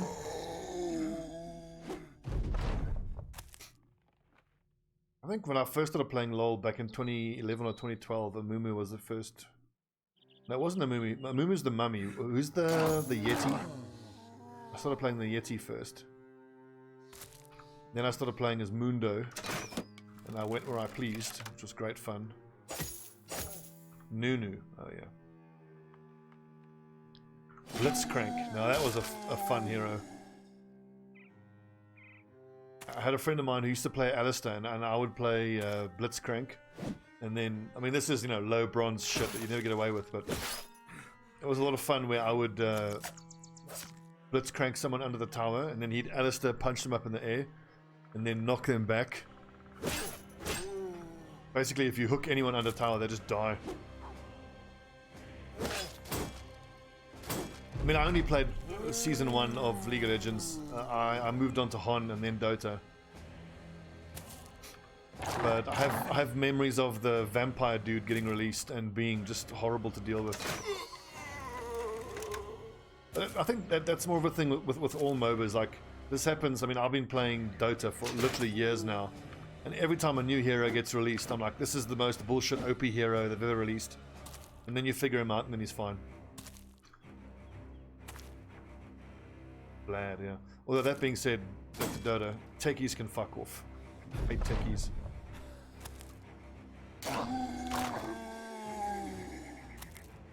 I think techies is one of the heroes that if you main techies, you're gonna get a lot of reports. Even if he's on your team and you end up winning, a lot of times you want to report the techies just because he made the game go 2 hours long.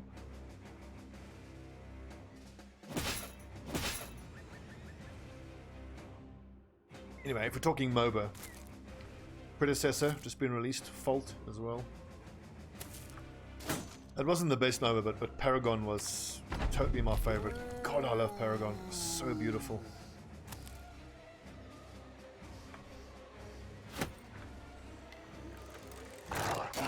You're right though, Misty the Warlord has done work this fight.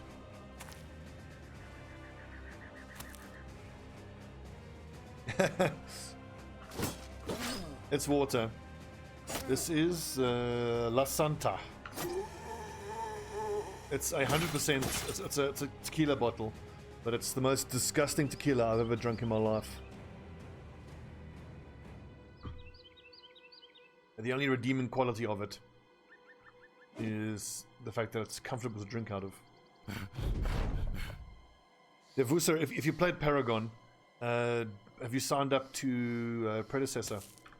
I'm always keen to get people to play Predecessor with me. If you maybe just add the Discord and then keep an eye on the Discord. I will certainly be pinging people to join me. I played a couple games of Predecessor this weekend, and it's got a long way to go. It's still early alpha, but it's got a great Paragon feel. Feels great.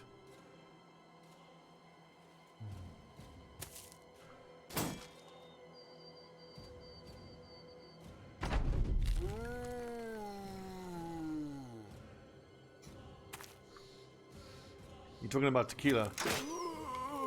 As I've said before, I'll say again, tequila is just a way of getting the police to come to your house without using the telephone.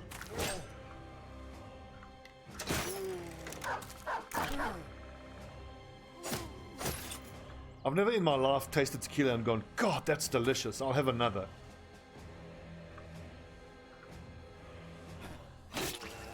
Ow!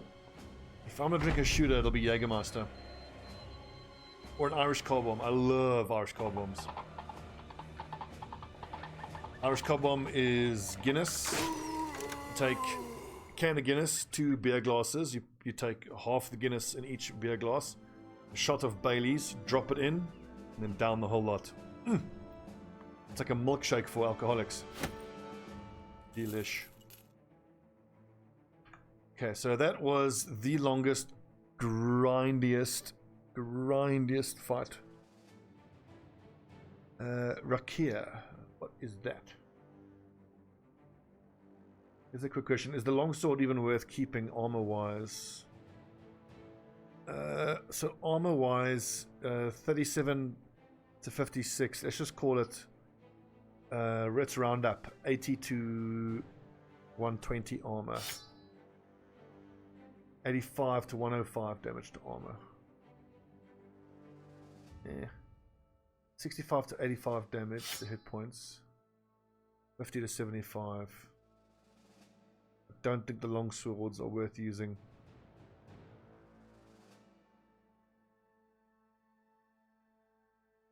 Well, I wouldn't be surprised if there are any Icelandic types out there.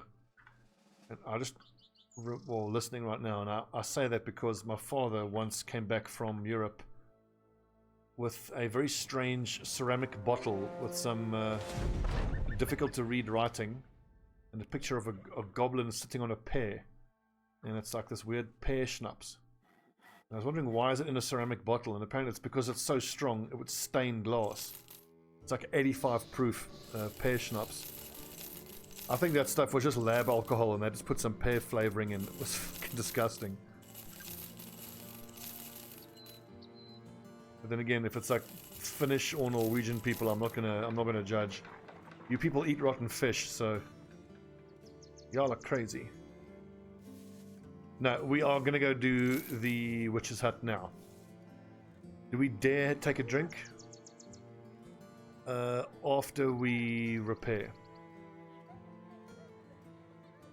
It's funny you say goblin ale because there is actually an ale called Hobgoblin. Hobgoblin, they make a dark and they make a golden ale. It's an English ale. The black ale that they make, the dark ale. Oh, it's delicious. You just Google Hobgoblin Ale UK.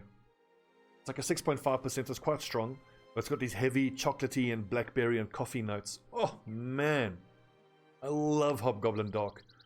Normally, like if I'm going out in the lash, if I know I'm having a big night, I'll start with a Guinness or maybe a Hobgoblin, but you really can't have more than one. They are so heavy.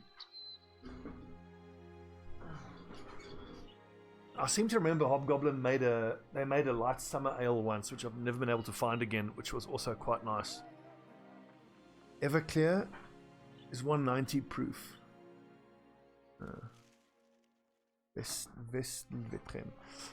will pay the damages.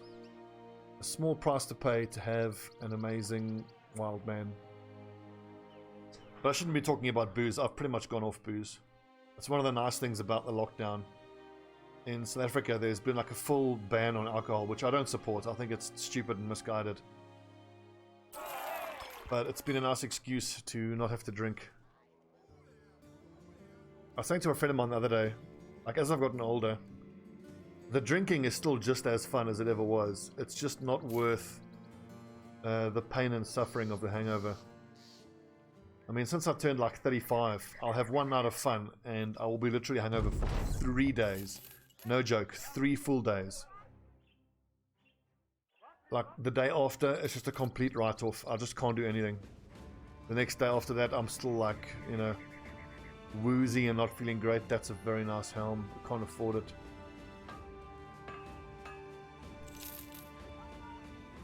Everclear is... Oh, hello. We're in the market for legendaries. Okay, so let's do a little comparison here.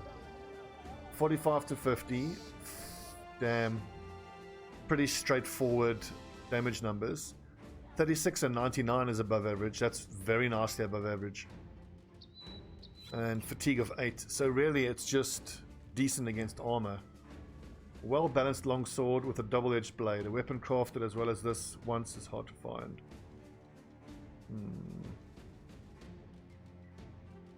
A one-handed cleaver. We're not using cleavers. And two-handed hammer. Base armor. 25% chance to hit the head. What do you think? Should we buy a lethal edge?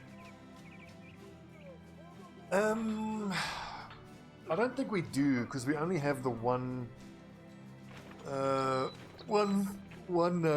duelist, sword duelist. And before we know it, we'll have the lightning sword for him. And the only thing this thing gives us is a bit of extra armor penetration and armor damage. You're right, it's not great.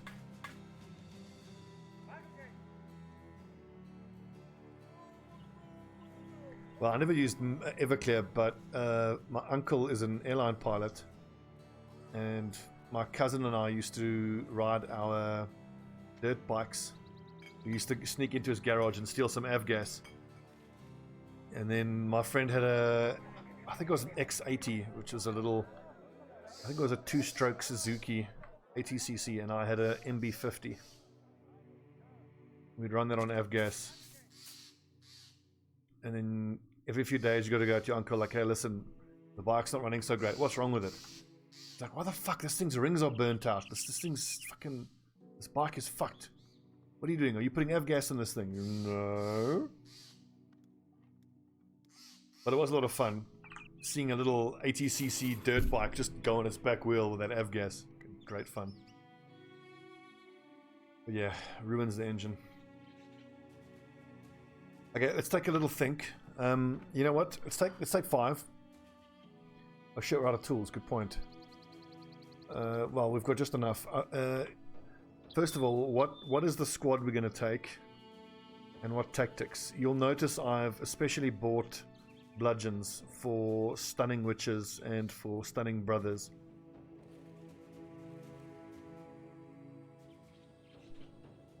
Go grab a cup of tea, and then we will think about what we're going to do here.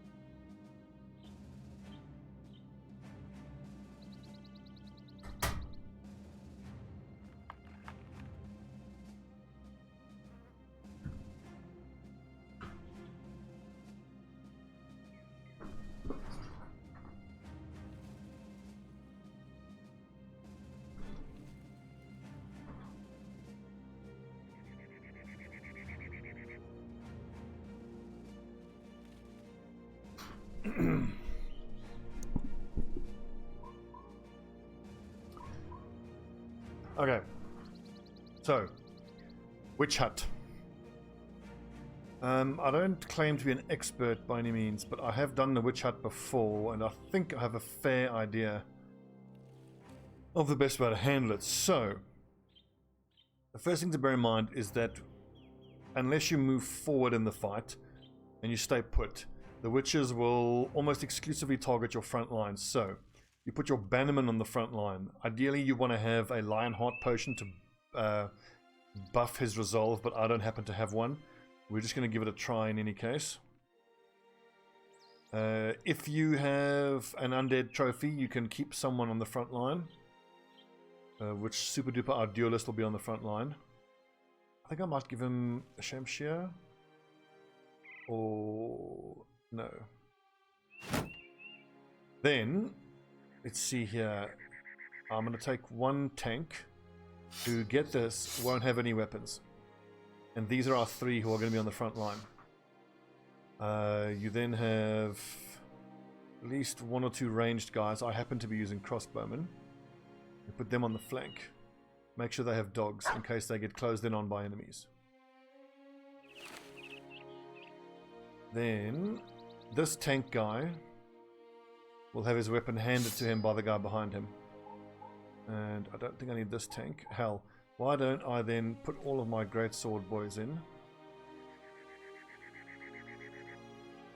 And then what else? I've got two other spots. I can have a dagger guy there, and then I can get my two shield breakers in as well.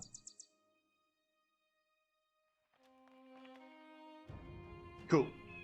So the theory is then, whatever enemies are in there with the witches will just have to get fought by these people here. They should almost all be under the plus morale effect. Probably these two on the end won't be, but that's not too much of a problem. I doubt very much. As long as, again, as long as they don't move forward, they should be fine. Let's see how this goes. It could fail spectacularly. To battle! What do we got? Nachtseers, a bunch of dire wolves, two unholds, some webnecks, and a bunch of hexen. Do we need to change up? Not really. Let's just see how it goes.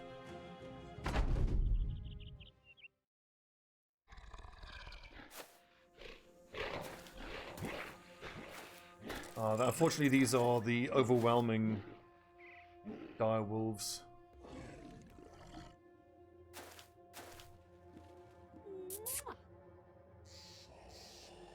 So it is exceptionally unlikely that he will get mind controlled. I believe the way it works is target resolve minus 35.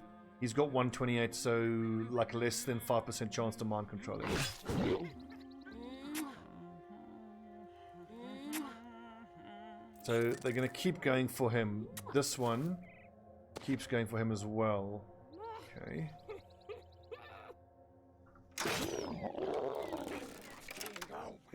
What I needed really is polearm users here. But they're just going to have to stay back and whip, because as soon as any of these guys go to the front line, I think they're going to get mind controlled.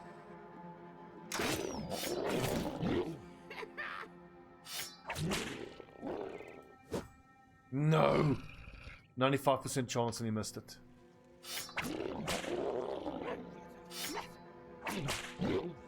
As you can see, I'm quite fond of whips.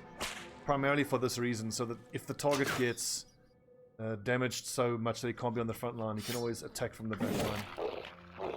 And I think the spiders are actually going to stay back. It's fine by me.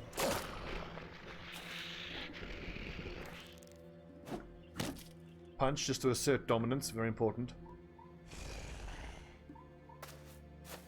Luckily to note that the webnecks don't have eggs that are spawning around us.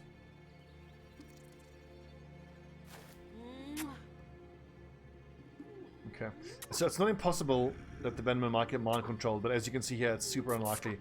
The one stupid thing I didn't do is... Okay, now she's targeted someone else. That's interesting.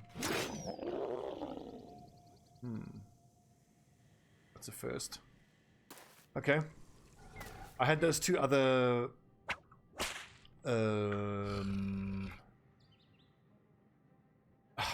kind of thrown here. I had the 2 other clubs, which I should have equipped, because bonking these bitches on the head is the most important way to deal with them.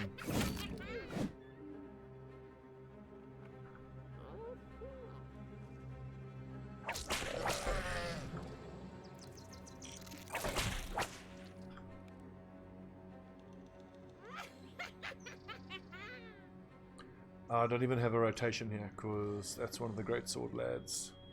Oh well.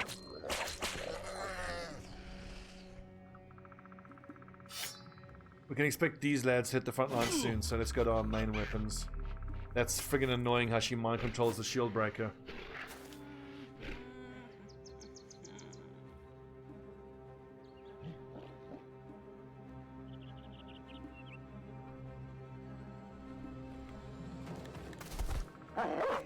I'm expecting that dog to die. I'm hoping it. I hate to say it, but I'm hoping it dies. Because if it doesn't, it could damage a witch, which would be terrible for us.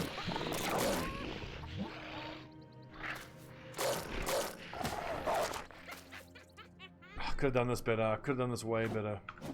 I should have equipped those damn clubs. Oh well.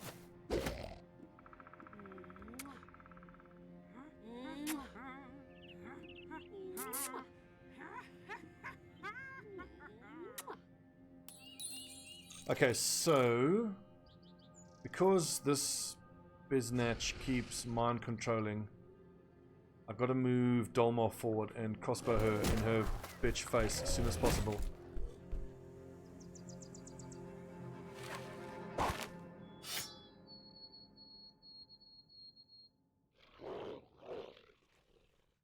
Sigmar the Warbrand lad. He's fine with a whip. And Kovsky the dagger lad. I could just keep whipping, honestly. The 2... No, it's dagger. KK, the Warbrand lad. Okay, at this point now, all my tactics I've thought about are kind of going out the window. Now it's just time to start killing shit.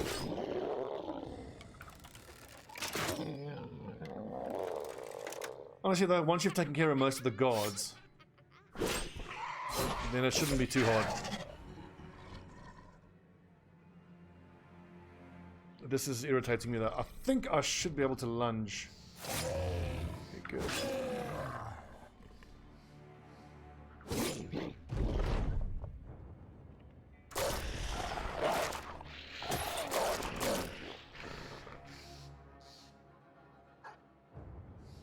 I'm wishing I'd given Wolfster a weapon, but oh well.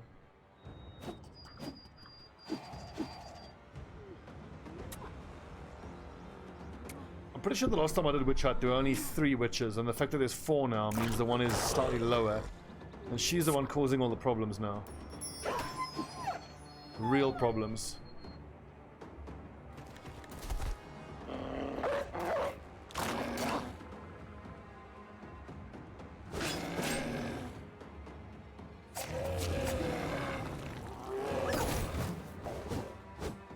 Oh, careful.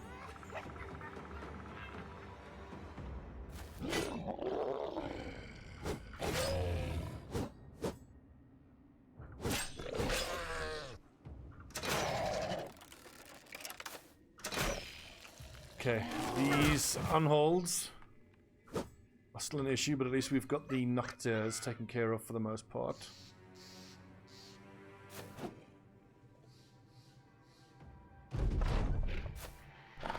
Feels like now it's all about getting my crossbowmen forward to start taking pot shots at these bitches. And remind me, I think it's Dankovsky that's carrying Wolfster's weapon. So I need my dagger guy to drop the spear for this tank to use. You see now, as soon as I've moved guys forward, it's becoming mind control chaos.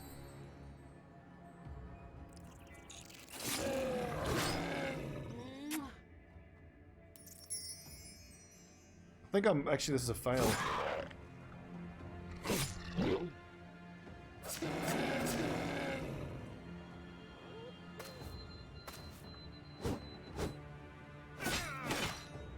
This is a fail, looks like. I'm gonna do this again.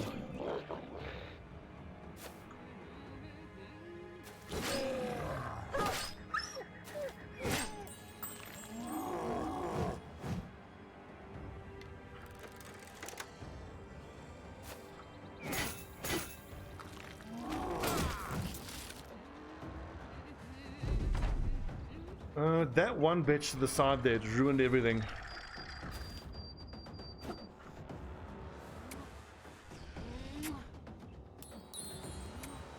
I've also got to bear in mind that Super Duper can't be mind controlled, so I've got to get him free. So as soon as we kill this unhold, then he can attack one of them.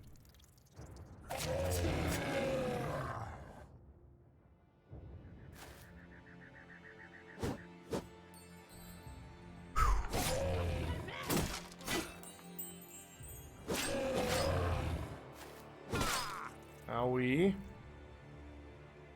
Seriously, I can't move away. Everything's going wrong.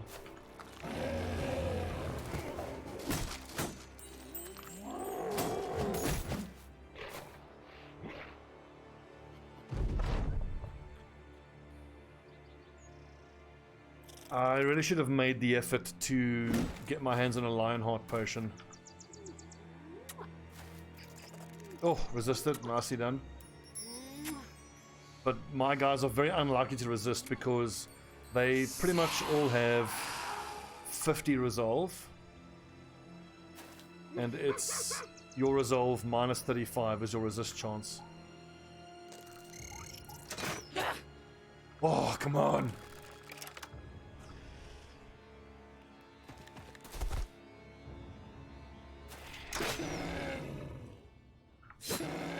So close.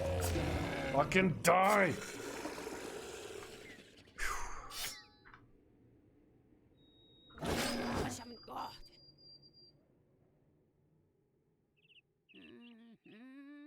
I could quick hands the crossbow and hope for a long range shot, but with only 46 ranged. I think instead I'm better off committing on killing this unhold. A headshot here could be devastating. Do we rotate him out? We try to disarm and we fail. This is one of the worst feelings, having your own lads kill your own lads.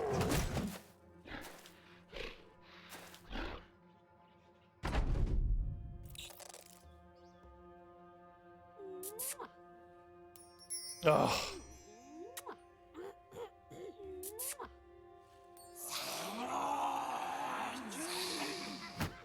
Now they're busy mind controlling the crossbowman. This is when shit gets saucy.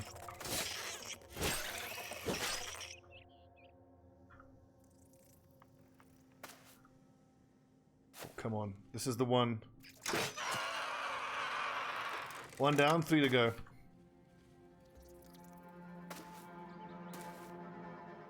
For what it's worth, let's try to get as many lads in 1, 2, 3, 4 into the plus resolve, plus 12 resolve.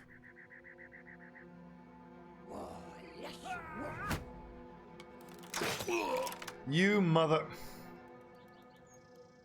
I hate witches.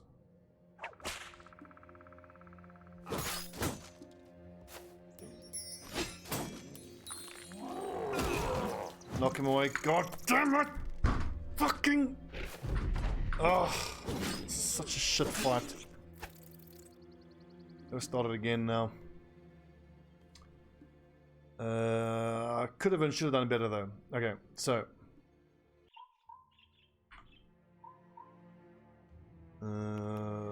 Wooden stick and fencing sword, absolutely. Net could also be useful.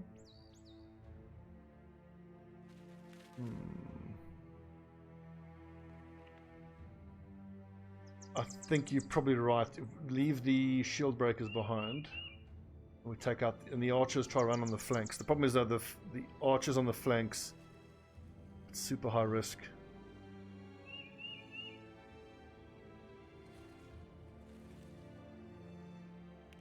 No, this is exclusively a crossbow attempt of a playthrough. To make sure all the crossbowmen have dogs. Good.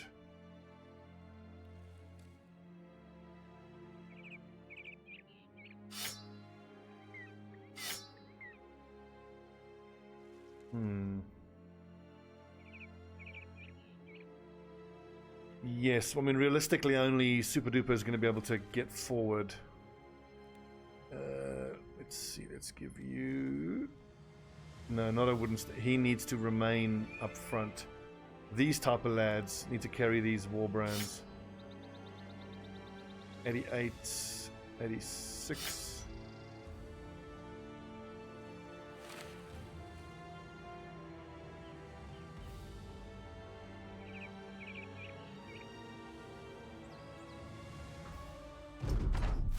Let's pay more attention this time to how the Hexen are orienting themselves. Because those three in the middle were consistently trying to mind control Mozart, which is totally fine. The one that went to the bottom is what started everything going wrong. So if that happens again, immediately I need to get crossbows onto that Hexen and try to shoot her before she mind controls. Okay, so it's a northern side that's the problem this time. So these two.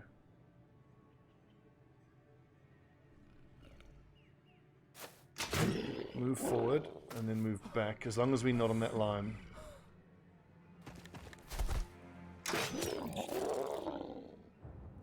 I could release some dogs just to keep these lads busy. Or my own guy busy. Damn it. I could get a shot off, but then I'm leaving Marden right out there by himself. I think let's not rush too much.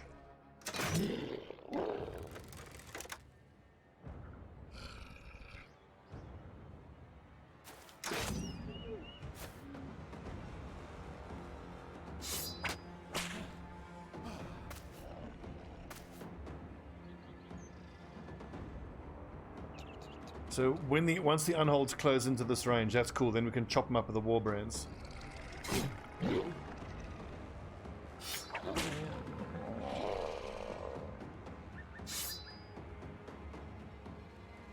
I might actually want to get some whips on these unholds. Maybe we can stack some damage. Also, we can whipping the Nachtzeers is pretty damn effective. It's protected. Well, if that's the case, witches can come at me. I ain't afraid of these bitches.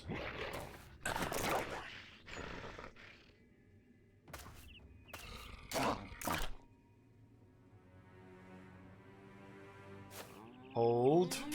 Hold.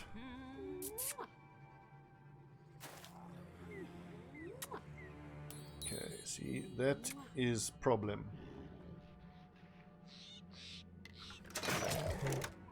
But I mean, you just gotta deal with this shit for a couple turns.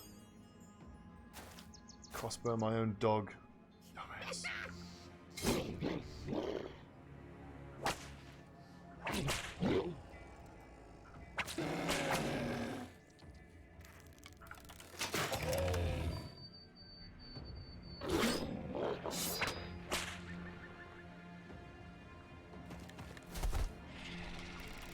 I think it's too soon to try to get Aranax into a shot. As soon as I can get Marden and Aranax with loaded crossbows and not being interfered with, 2 shots on that Hex out in the open should be enough to kill her. Remember, these fuckers do have resilient though, so they don't bleed for very long at all. Actually, I can go forward with Super Duper, of course I can. He's got the inability to get mind controlled. And I think Marden won't reload because he's in contact with melee enemies. Shit.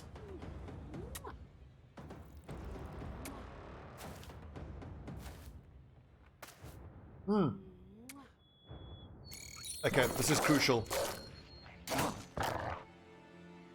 This is crucial. Oh, come on! One more. Here we go.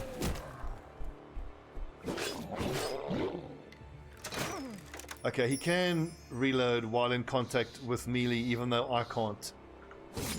That's totally fair. Oh, thank you, Unhold, you legend.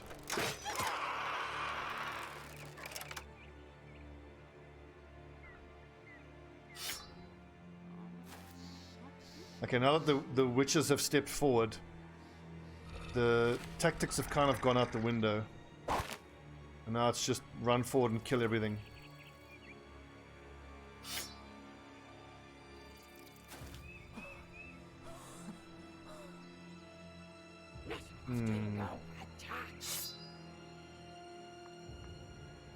Let's try to not focus on Unhold and run as many people forward as possible.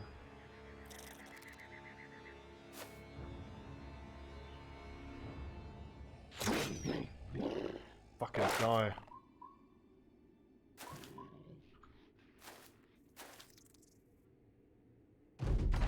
It's so typical, like, when our archers are in contact with melee, they can't reload, but a mind-controlled guy can reload.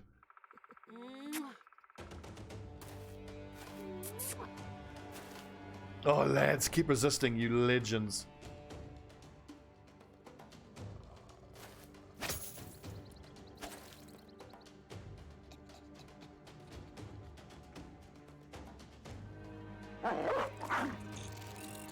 Modern has problems.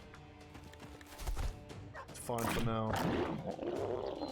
One of the greatsword lads got eaten by him. Oof, range.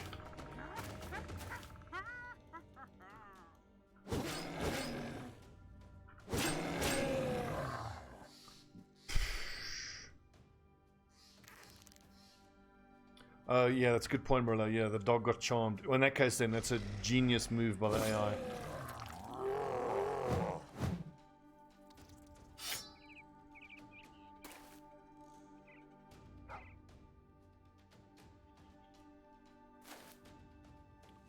Fucking kidding me. Okay, then let's at least put our archers away from contact. I'm just gonna get eaten if I go there, aren't I? Let's work on this Unhold here, who's more than... Oh, he's so close to dying.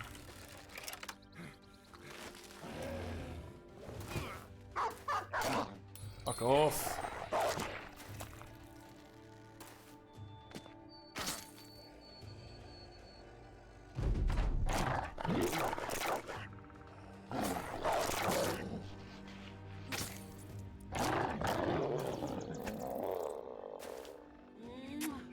Resist. Yes, these guys are at least under the protection of the banner. Oh, that's a clutch resist. Oh, come on.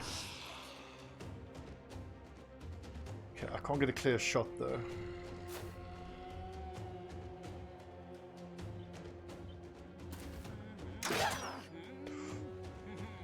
If that was a tier 3 crossbow, I probably could have killed her.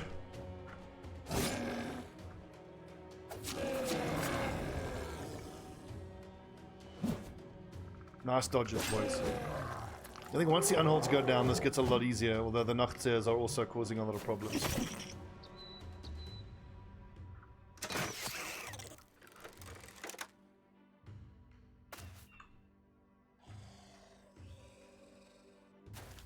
Okay, this lad and that lad need to die ASAP. These two are all mind controlling. Will I have... I doubt I'll have a visual there. Did that help us? I think it helped us.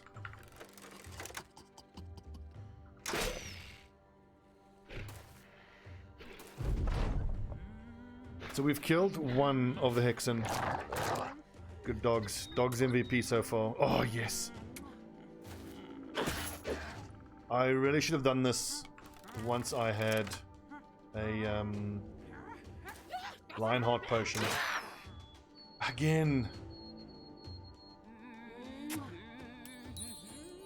Oh, that joining of the life forces is actually as irritating, if not more irritating, than the mind control.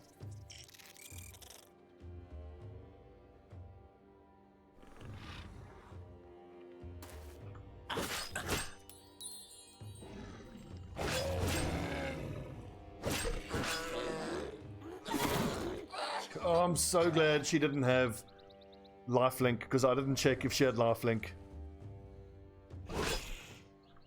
I'm also pretty sure we got this. It's just a question of can we get through it without anyone dying.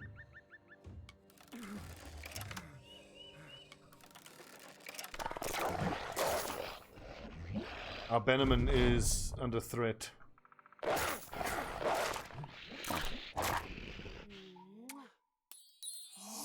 Oh, god damn it. So that they're both mind controlled, they're both life linked. least once I get super duper out of there, oh fuck off, then he can use his wooden stick and hit her on the head. And my Bannerman's in deep trouble now.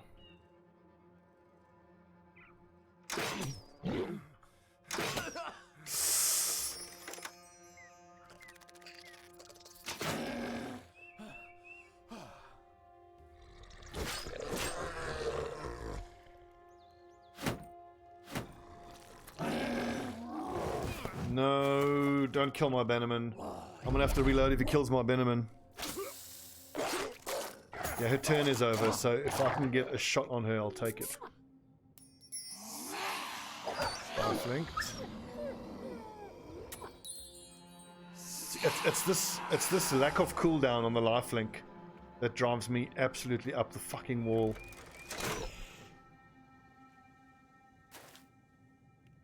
And he's gonna eat again.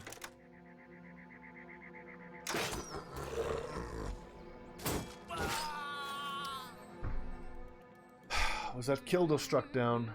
Killed. Are we gonna replace our Bannerman? Do we accept that loss? He was a pretty good Bannerman. He wasn't like a amazing Bannerman. If we get through it without any other losses, I think we accept that. Damn, but we're about to lose our dagger guy though. And there's our dagger guy dead. Is that struck down or killed? Let's see. And hit Stankovsky. Killed. Fuck's sake.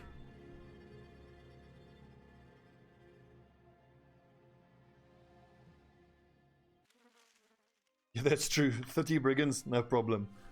Who would win? 30 hardened killers? 4 old ladies. Here's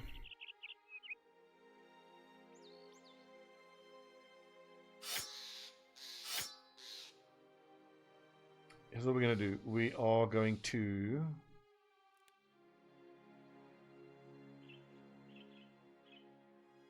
give Wolfster a weapon this time, but just move him back as soon as the fight starts. We know that these lads need to do some whipping before anything else, so they can start with their whips, and we'll have nets equipped wherever possible. There's a small little efficiency there.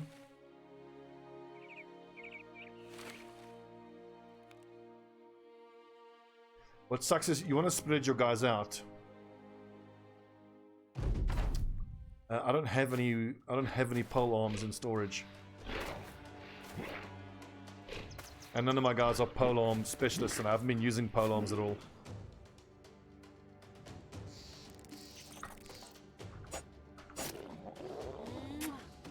This might work out better for us if I can get my crossbowmen up on this high ground. They can shoot 1, 2, 5, 6, 7. They can then shoot that far.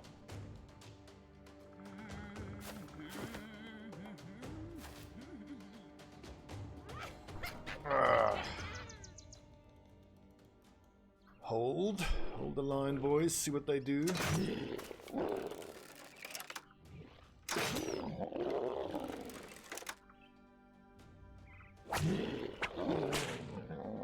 Outstanding so far. 1 wolf dead.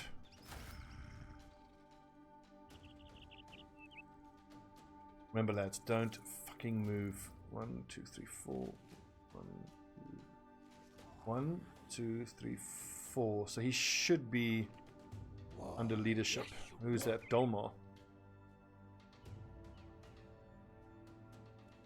But Dolmar needs to actually move 1 square up to get under the resolve buff. The extra 12 resolve takes them up to 62. 62 minus 35, so it's like a 28% chance to resist.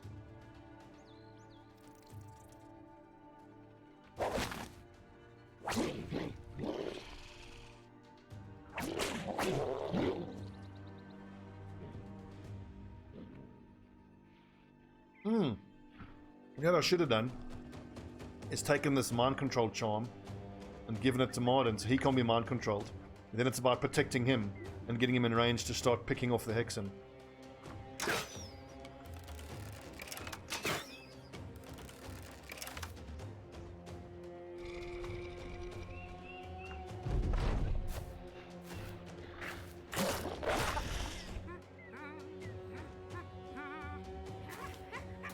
We know that the Hexen are going to move forward at some point.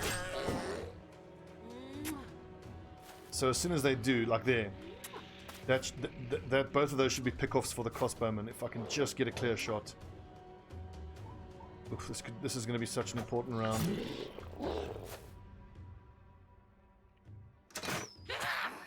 Oh, come on.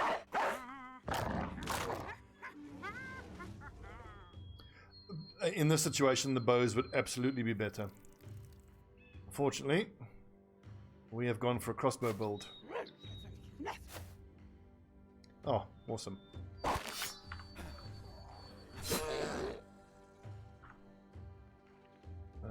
Detente is a crossbow specialist. Who's about to get closed in on and have a bad time.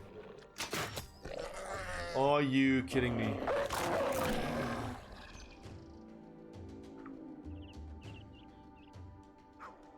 One, two, three, 4, 5, 6. That's worth it.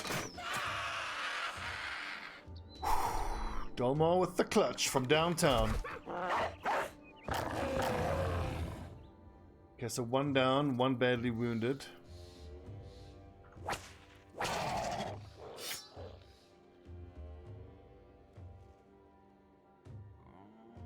I actually need to net that Nocturne to stop him from eating a corpse.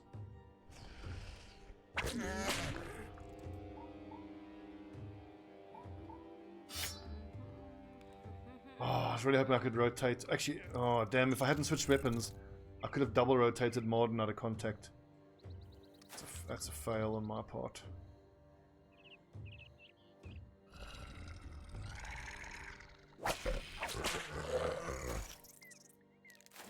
If I can get one more crossbow shot off before we start getting mind controlled, we could be in decent shape.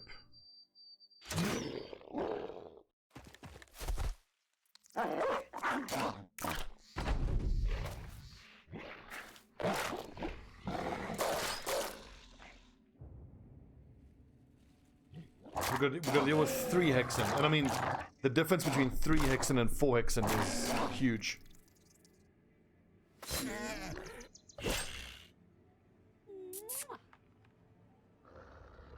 Okay, every turn that they keep targeting Mozart just makes me so happy. Keep doing that, please.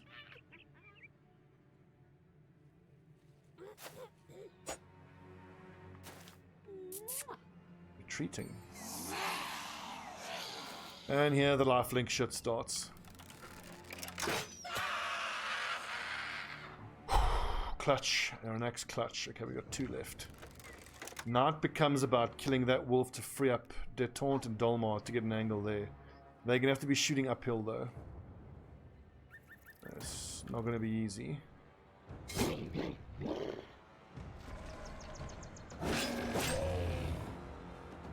It's like, it's so much harder to bring your crossbows to bear, but once you are able to do so, the crossbows actually feel like as good, if not better. Come on, go off.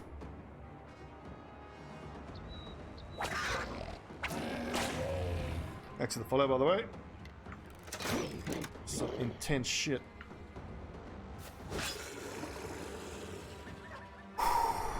Lads. Well done. All this fancy feet moving around is very exhausting now.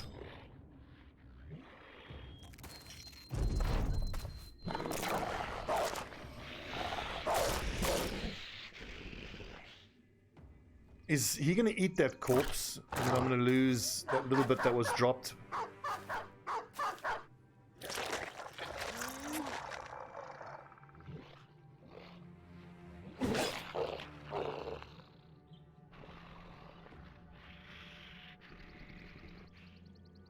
I want to try to get into contact there.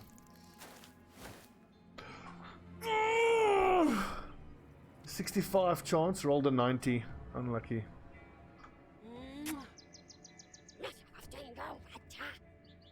Yeah. Fuck you, dumb bitch.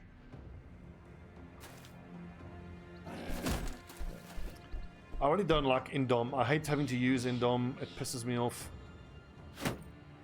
But if Indom gave you immunity to getting mind controlled, then I wouldn't feel quite so bad having to use it.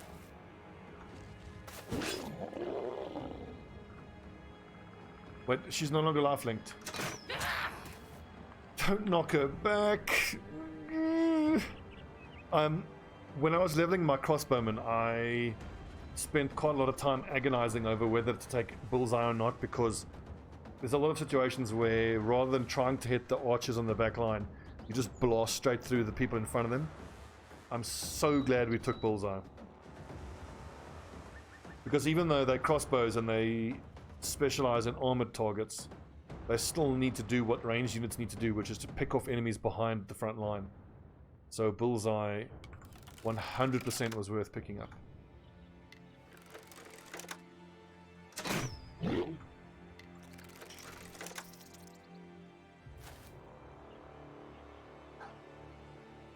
So that's a level 3. If I go there, I just get eaten.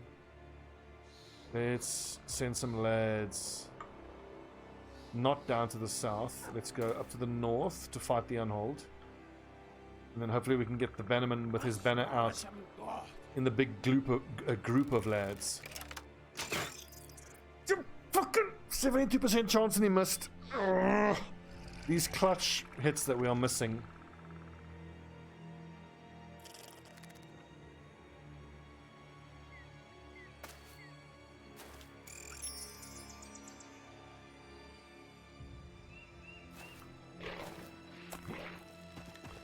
That direwolf going there is amazing for us, because then I can hopefully split and hit him. Aaron X. End of turn. No, Wolfie. Damn it, Wolfie. Mind control and fail. Mind control and fail. Yes. Yes, yes, yes, yes, yes.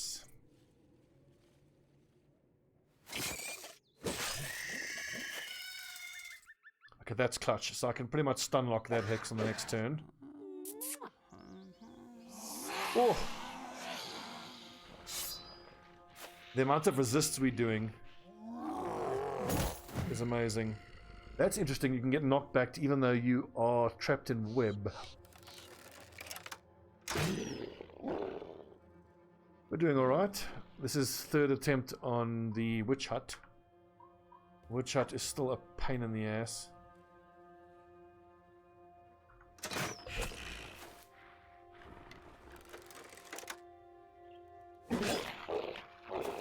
Finally.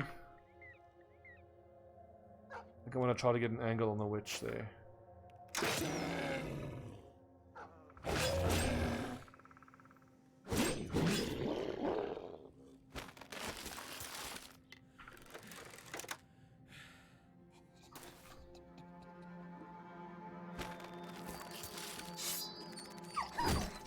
Oh, rip doggo.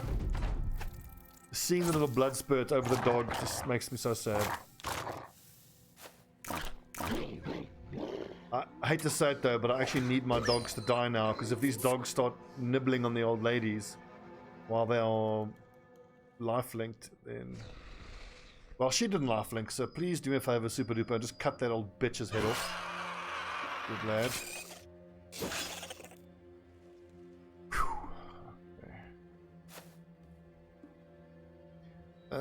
Immunity to knockback or grab, not immunity to get eaten.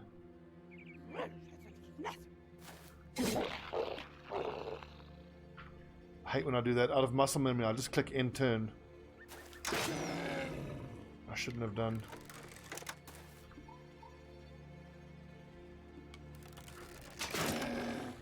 Look, I know you love to, but this is... With these old ladies, this is the one time you don't want to splooge.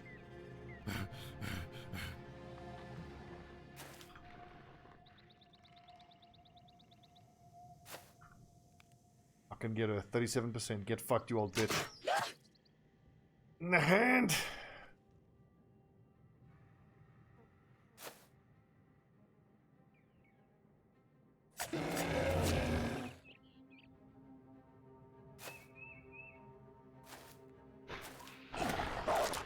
Of course his morale recovers, why wouldn't it?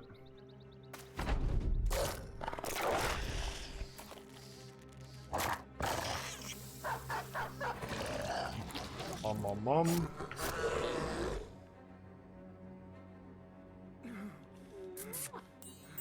Well, at least you mind controlled the guy with the web. So there is that. Thank goodness for small mercies. And we're able to focus this guy who's away from the pack. She is life hexed. Shot.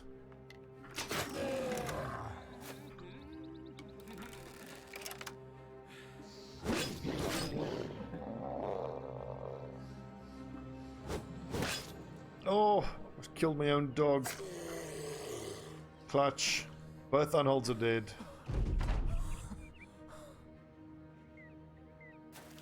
And our super, who can't be mind controlled, can go old lady hunting. But now the dogs are a real problem now. Okay, no life link. Kill. Quickly. Before the dogs ruin everything by biting her.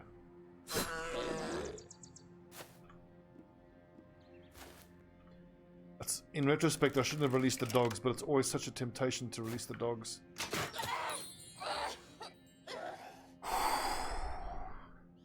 Derataunt has hit 2 absolutely clutch crossbow shots. Well done, everyone. That was fucking terrifying. No, and he misses. And because of a bug, I can't do anything. Yes, team! 3rd attempt. Oh. That did not go at all smoothly as it should have. The witch's hair is nice. The herbs are wonderful. Unhold hide. I think I need more unhold hide. I need to fashion more. You get an obsidian dagger, but now what's worrying me is I have to choose the right question to get the dagger. The last of the witches is slain, and you have their corpses mutilated for measure. Ears, lips, noses, toes, all of them cut off. Their bags are emptied out and the items crushed into powder and covered in dust. Fleshy bits or animal parts are dumped into a pile and promptly burned. As the fire rises, the hexen from the hut seemingly appears out of nowhere and takes you by the arm. Your men draw their swords, but you hold your hand up. You tell them to keep salting the earth, so to speak, and as you enter the hut, you take a look back to see a few of the men pissing on the embers of the fire. Inside the hut, you sit where you had before. On the table, you find something rolled up in a handkerchief, and the witch pinches its corner and rolls it between her fingers and thumb. She looks up and tips her chin forward and turns her hands palm up. Who are you? An old hag in a forest hut. Everything else is hearsay. How do you know who I am? I don't even know your name, sellsword, and I haven't the slightest inclination to begin to care. It's not a matter of who you are, but what you are. Turns her hands as though they were following a tune. The blood of the ancients resides within you. It resides within us all, but you in particular, well. Her nose crinkles as she snorts, and she exhales. She grins madly. It is ever so there, and if I can smell it, then the whole world can smell it. What is Dovecool? Shrugging and leaning back, the hexen asks you to repeat the name. Dovecool. I have heard nothing about this Dovecool. A supposed god, you say? Well, he has not spoken to me. You stare at her and try to pry a hidden truth from her eyes, but she seems earnest in response. You change the subject. Were the greenskins human? I wish. Have you seen what orcs got between their legs? Wouldn't mind a ride on that if it knew it wouldn't tear me in half and fork me one end while wearing the other for a glove. You raise an eyebrow and nod as though to say, of course. Who were the ancients? She taps the handkerchief and whatever is beneath wraps the table, she answers. The ancients were men before our time. Truly, truly before our time. Imagine a kingdom. Now imagine a kingdom that ruled kingdoms. An empire, that's correct. Now imagine an empire that ruled empires. Unfathomable power, such as that leaves the world with great vengeance, and will spend its dying days ruining those which have ruined it. You ask if the empire is dead, the witch smiles. I suspect not. But I do not truly know. Why do you call me the false king? For the first time there is a crack in the witch's facade. She purses her lips. When did I call you that? You point to the door and then to the table. You answer. I walked in here and you said I'd seek the truth, that you know what the false king dreams of. The hexen taps the handkerchief rather mindlessly. She looks up. Then you have my apologies, sellsword. I remember no such thing. I am but a fragile and old woman. Older than I look, and I'm not being cheeky about that. You press her on the matter, but she only stonewalls you further. Yada yada yada. Who am I? Give me the damn dagger. Yes! You're done then, and I shall take my leave. Time to go. Oh, baby, baby, baby, baby. So 25 to 45, our dagger specialist, where is he? Dankovsky is going to want to take a look at that. 20 to 40, so 5 base extra damage. Same as armor and effective against armor. But the main thing there is resurrects any human killed with it as a reading anger fighting for you. I would also point out that it doesn't have durability, so it doesn't break. Oh, baby. Finally. Let's try to get this setup, this group setup, back to some semblance of normalcy. Oh, that was so hard. I did that so badly.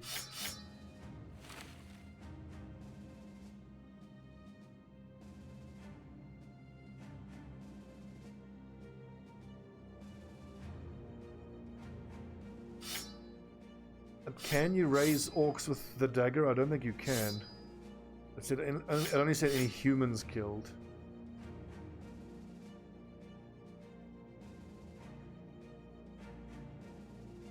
Okay, so that's the 4 Warbrand setup, which I don't think we need.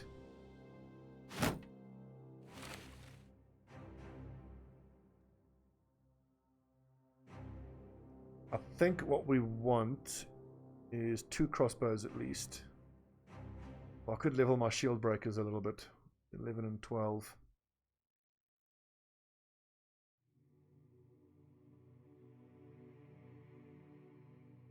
And then that allows me to get some crossbowmen in as well. Level 13, level 13, 13, and they're all 13.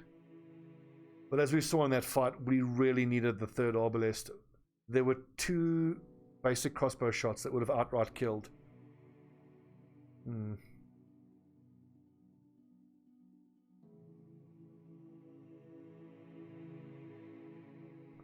Now I really want to fight the Kraken so that we can get super duper the lightning sword. But to do that, we are going to need to find and kill some dragons, which is going to be super difficult. Ooh, 3 skulls. 3 skull orcs. Absolutely we can do that. That's going to pay very well.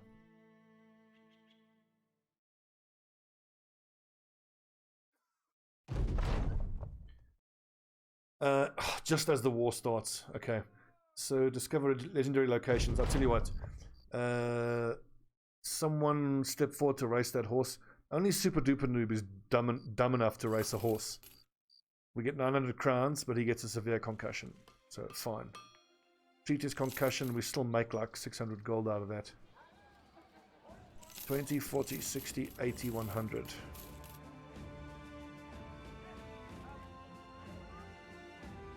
I've been feeding the lads nothing but dried fruit and bread. I shudder to think what their dumps must be like.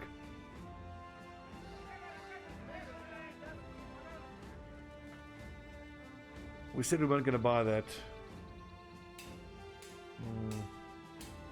Oh yeah, noble zombies, hell yes.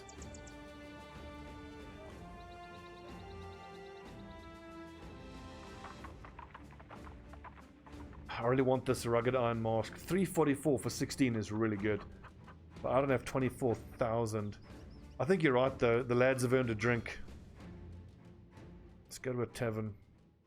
Also, Super, are you going to be in fighting shape? 1 or 2 days, we'll see.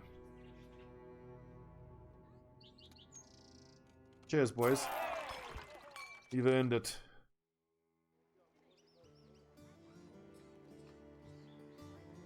We can get rid of those now. Stack up on food and supplies. Forest some way. Königsheim. Where are we heading actually? We're heading up there. We'll stop in at the taxidermist on the way. I want to keep hitting taverns and try to get rumors now. I should have been doing this a long time ago. Hang around the market. Nothing and nothing. And 6,500 for a crossbow. No, a war has just started, so if there's ever a time to pick up crossbows for free, it's in a civil war. Let's just hurry up and do this mission real quick. That's odd. What are ancient legionaries doing there? The apothecary's miracle is quite nice. Unhold heart is just disgusting. We won't build that as well at all. Hexen trophy necklace. Now that's tempting.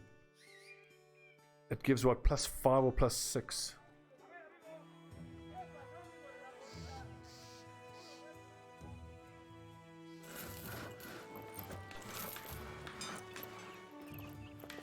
This lets you treat a wound. But I mean, it costs you 450 to produce, so I feel like it's that useful.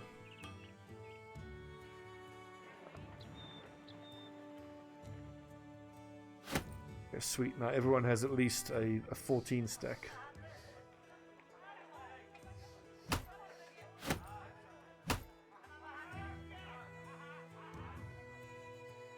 I think this might be the setup that I'll take against the orcs. The shield breakers are super useful against the orcs.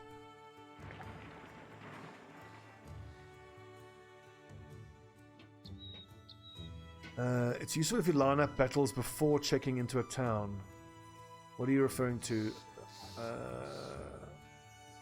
The pills. Yeah, I think you mean like if I don't have time to run to somewhere that has a temple. I think I might want to go for apothecary trophy necklace. What's everyone's resolve like? It's all around about 50. All 50 resolve, 53 resolve, 49. No one has terribly low resolve. I don't really need that Alp necklace. I mean, it's nice. Loves to splooge would benefit the most from it.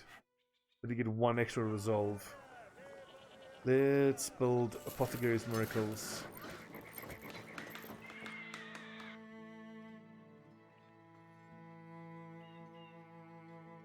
Especially when you're out in the open, running around, it's super clutch.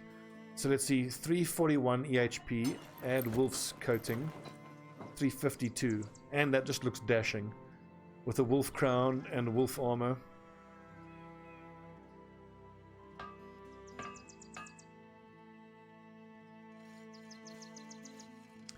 I think I want to hang on to as many second wins as possible for the Kraken fight. And actually, initiative cat potion is worth giving to Super Duper because he's got that. Well, if he gets into a noble fight, we'll have that.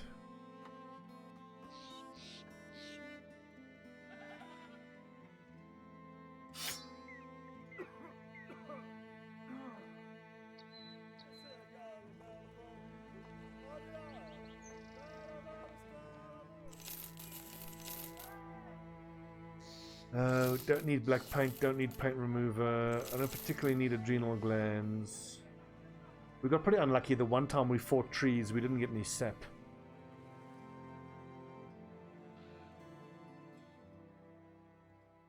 Okay, let's see if we can do this. This is a 3-skull fight, 280 days in against orcs. This could be like loads of orc warriors. It's only a cave. Orc young, and it's a lot of berserkers though. Okay, we need all 4 of the crossbowmen then. And then I think we leave the shield breakers behind.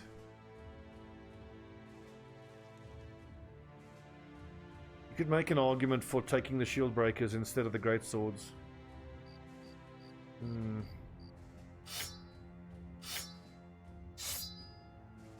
Put these guys there, encourage them to come to the center flank. Which is fine. All of the lads have indom. So the thing is, because there's so many berserkers, I'm tempted to actually have the shield breakers instead of the great swords. It just gives me those extra few bolts that I can loose at those berserkers before they close in. And then once they do, my shield breakers can go hand to hand and be pretty damn good too. They obviously aren't as good hand to hand as the great sword lads, but they are still pretty good. So the follow fire mace. Do we have any poison? We do not.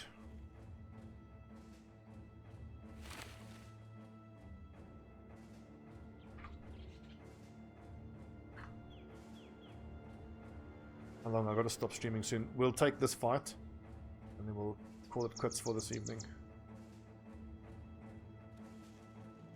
Key thing is picking off the berserkers. Oh no, dreadful. Okay. Everyone move up.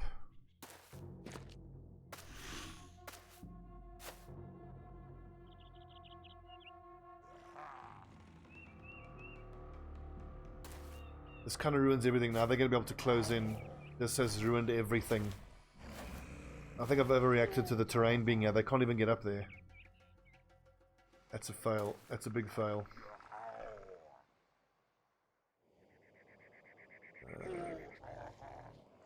So that it 1, 2, 3, 4, 5, 1, 4, 5.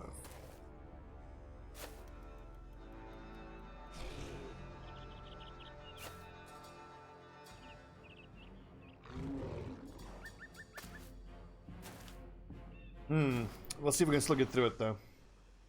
Indom is the key. 1, 2, 3, 4, 5. Don't bother shielding, they'll just spearing, they'll just ignore you. Another little detail, my bannerman should have had his crossbow out.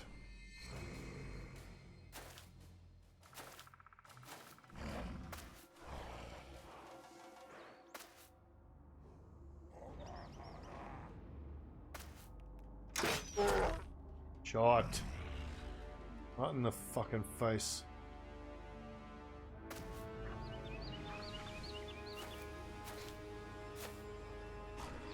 Well, some of my tanks might actually have enough initiative to act before. Nope, never mind.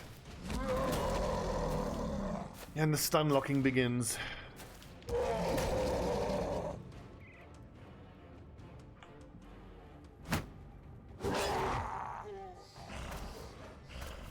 I probably should have bought my Shamshir, knowing that I wasn't going to be up against armor. That's a fail.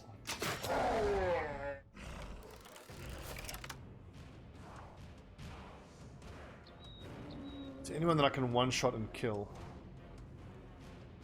No.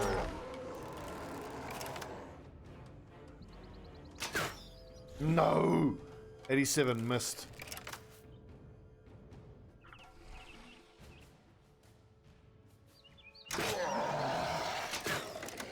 God damn it, lads. 87 missed, 79 missed. That's the kind of shit that gets people killed. Missing this 8-foot tall wall of green meat.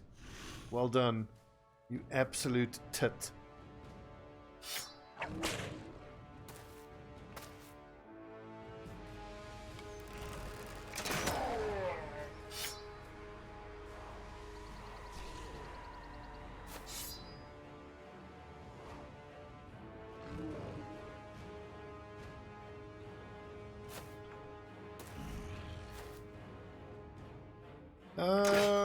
We will hopefully be able to break their morale, but everyone on the front line getting chain stun is a big problem. Sacrifice a dog for a chance of a kill? Nah.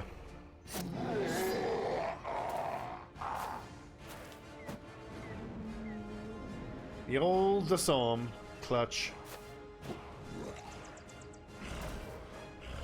Our lads do have great defensive stats. It's worth bearing in mind.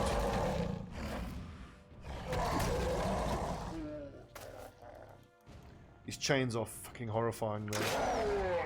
How does that not kill?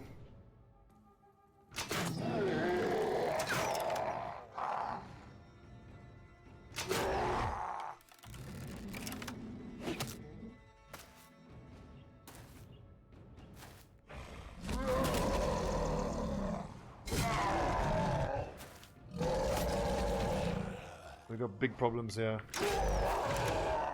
Does that help? Kind of helps.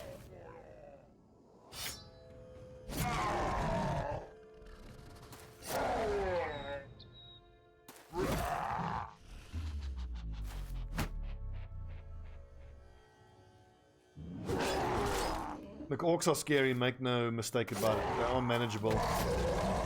That there scares the shit out of me.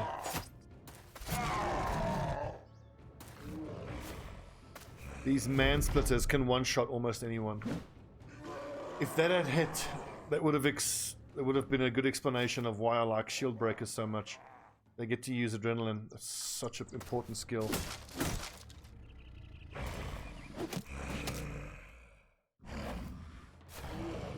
Oh, oh, good dodging, boys. A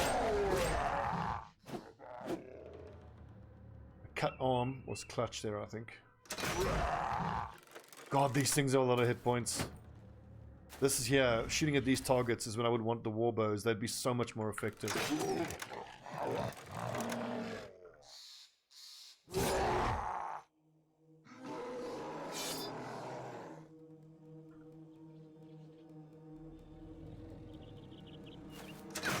No, come on, 95% chance miss.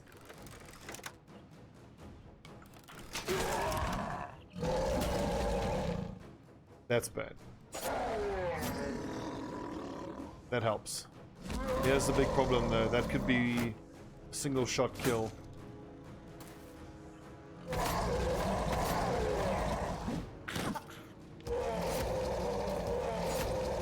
Wolfster MVP so far. And then it's over.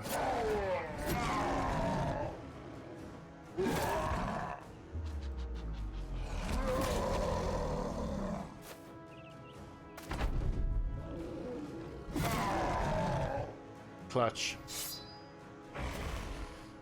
How many more berserkers do we have active on the field? One. We can die hopefully now. Okay, those southern flank is breaking, northern flank is where all the trouble is.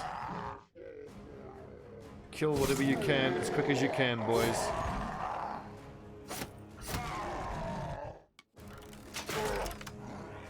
I'm gonna try and hit as many of these orc young here with my crossbow as possible, hope for a chain morale break. The fact that these guys are stunned though is devastating because Torkel now not gonna get a chance to get his shield out.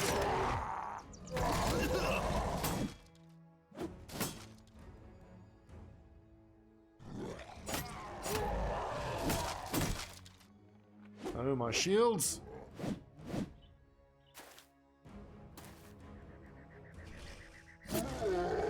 Yes, flee, you fucking motherfuckers.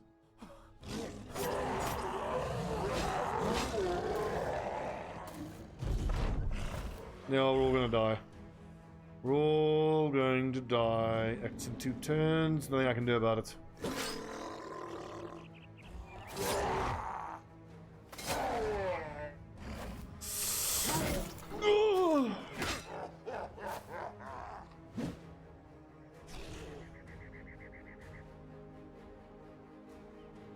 He survived that man-splitter shot.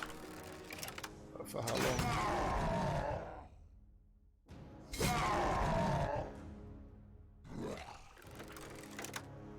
Yeah, these fuckers always laugh at you.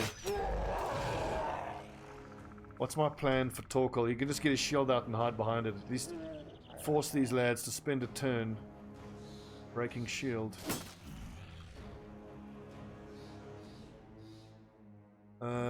Rotating with sub-hedgehog doesn't make him that much safer, but if I rotate with sub-hedgehog, never mind. Hide behind your little brittle undead shield.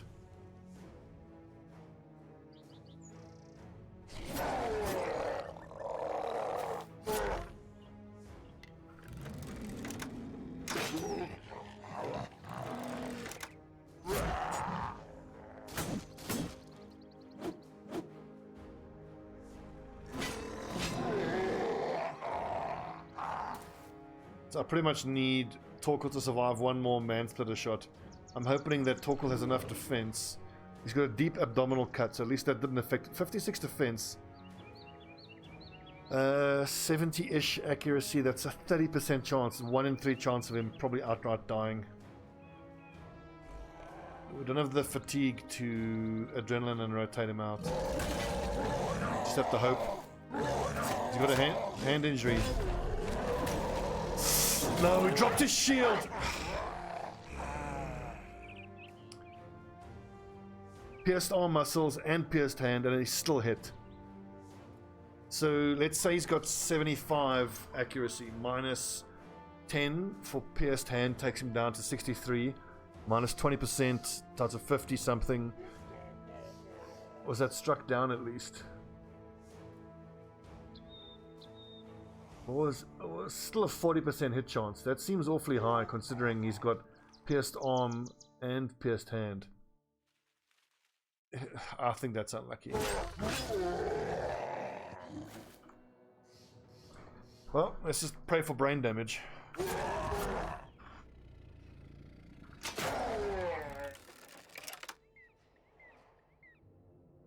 Rage, I believe, gives damage mitigation. I don't think it gives accuracy.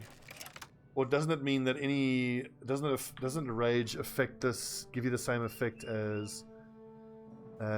which ability is it? It's any injuries only take effect after the battle, or has that been taken out? There used to be a perk that did that. I think it's been patched out.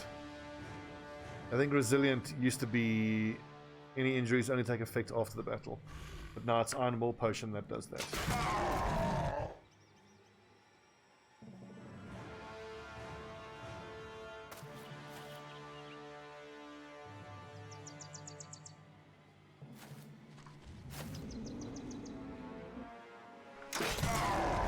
I truly hope that's not a career-ending injury, because I really don't want to have to replace a shield breaker. I'm gonna have to reload if that's career-ending.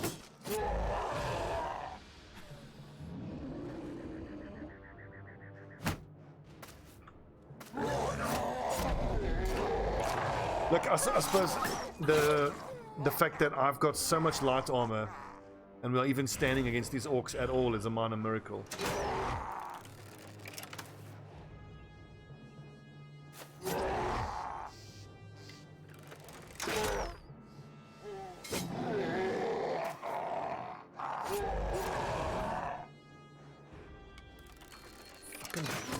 Die already. I didn't take the reload. Now I'm busy.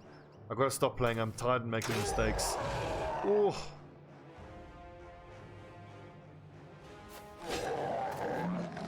Clutch.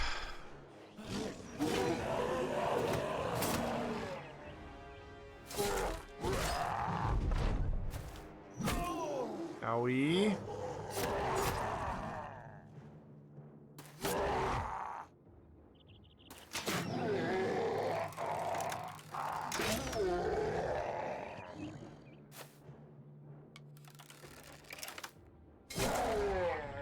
Still, hell of a battle. Well done, boys.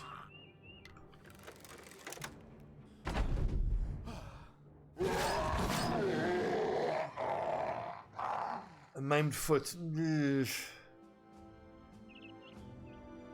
That's not career ending. It sucks, but it's not career ending.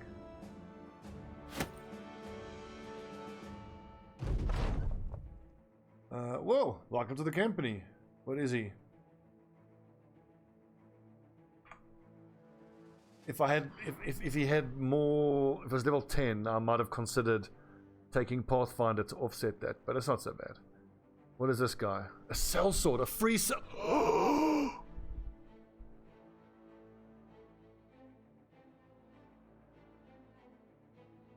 It's a pretty incredible sellsword. It's just a pity that star in range defense. His hit points are not great. Let's do the math real quickly. A free sell. Well, look, remember, he is expensive. We've got to pay him how much? 35 every day. Let's not start crapping our pants yet. He does have a star in range defense, which is not great. So melee skill 3 stars, 3 to 4 every turn. Let's call it 35. That gives him 97 melee skill at 11 on average, potentially even more. Paranoid is great. The initiative is super low, so the problem is though, what's his base fatigue? His fatigue is borderline too low to put him in heavy armor. He'll have like 130. Then there's, let's call it 20 plus 60, it's 45, so 130 minus 45 is 85, minus 16th weapon is 70. I don't know what to do with this lad. Yeah, two-handed mace would be nice, but sadly, as good as he is, in this campaign, we're not going to use him, because all we're going to do is make an attempt on the Kraken and then kind of end the campaign, so as sacrilegious as it sounds, we might even just fire him and not use him. But yeah, a two-handed mace guy, he'd be great at that. He'd be wonderfully accurate, he'd have great defense.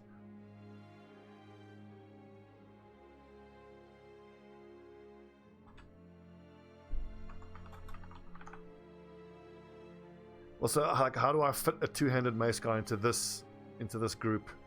Maybe I could replace the central tank with a two-handed mace lad. I'll level him up offline. So let's see. We've got perks at 3, 4, 5, 6, 7, 8, 9, 10. We've got 10 perks left to give him. 1, 2, 3, 4, 5, 6, 7, 8, 9. One more. Yeah, he'll be good in that central position, and we can replace Anko.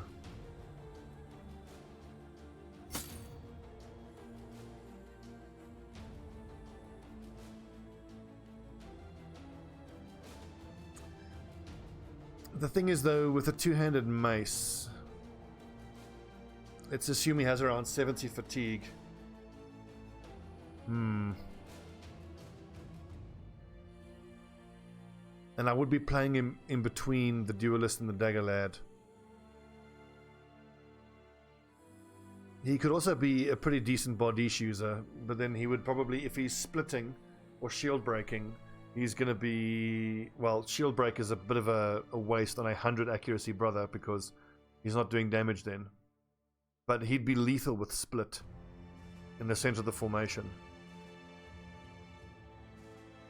I like the mace idea though.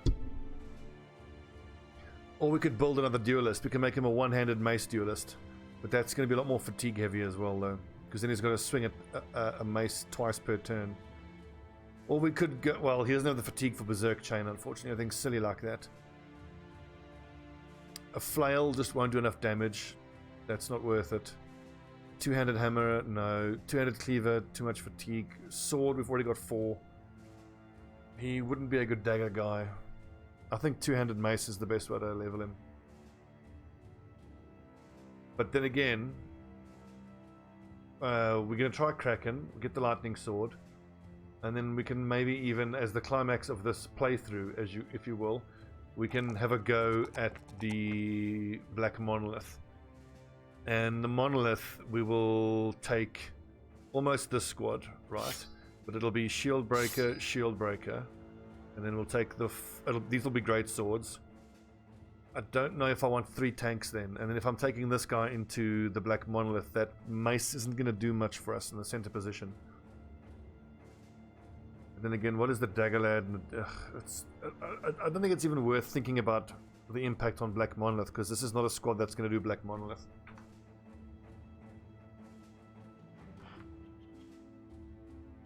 I hate to say it, but we're not even going to use him. What a pity.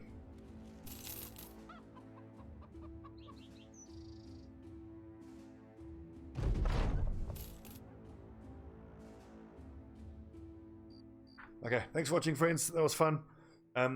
When you see this troop again, I would have done some offline grinding. I don't think I'm going to use this lad at all. I could use him to replace Torkel with his broken foot. The shield breakers aren't that demanding on fatigue. But I really don't want to spend God knows how many hours power leveling someone. As good as he is. Just keep these lads. I can't believe I got rid of him. Can you believe it? Okay. When you come back, we will be ready to take on a Kraken. I'm going to offline grind, and I'm going to fight some dragons and get some acid. And then I want to have us all ready to go. Probably with this sort of setup, similar setup. I think for the Kraken, we leave all 3 of the tanks behind because they are horribly inaccurate. And we will go something like this. Probably we'll go. Actually, war scythes, not war scythes. War brands would be better than great swords because they attack twice. And then we'll take all of the crossbowmen like that. Do you leave the bannerman behind for the Kraken fight? I think negative, in case people's morale starts breaking. But anyway. Maybe leave one of the shield breakers behind. They do decent armor, so like let's call it 85 armor damage. And once you've thrown 2 containers of acid onto the Kraken, it's down to like 1,000. So I think I want these long axes, some sort of setup like this. Okay, thanks for watching, and I'll see you guys. I don't know when the next Battle Brother stream is going to be. Thursday, maybe. I might play Fault on Thursday. I'll see how I feel. Thanks for watching, friends. I can guarantee Sunday will be the next Battle Brother stream, at least Sunday. See ya.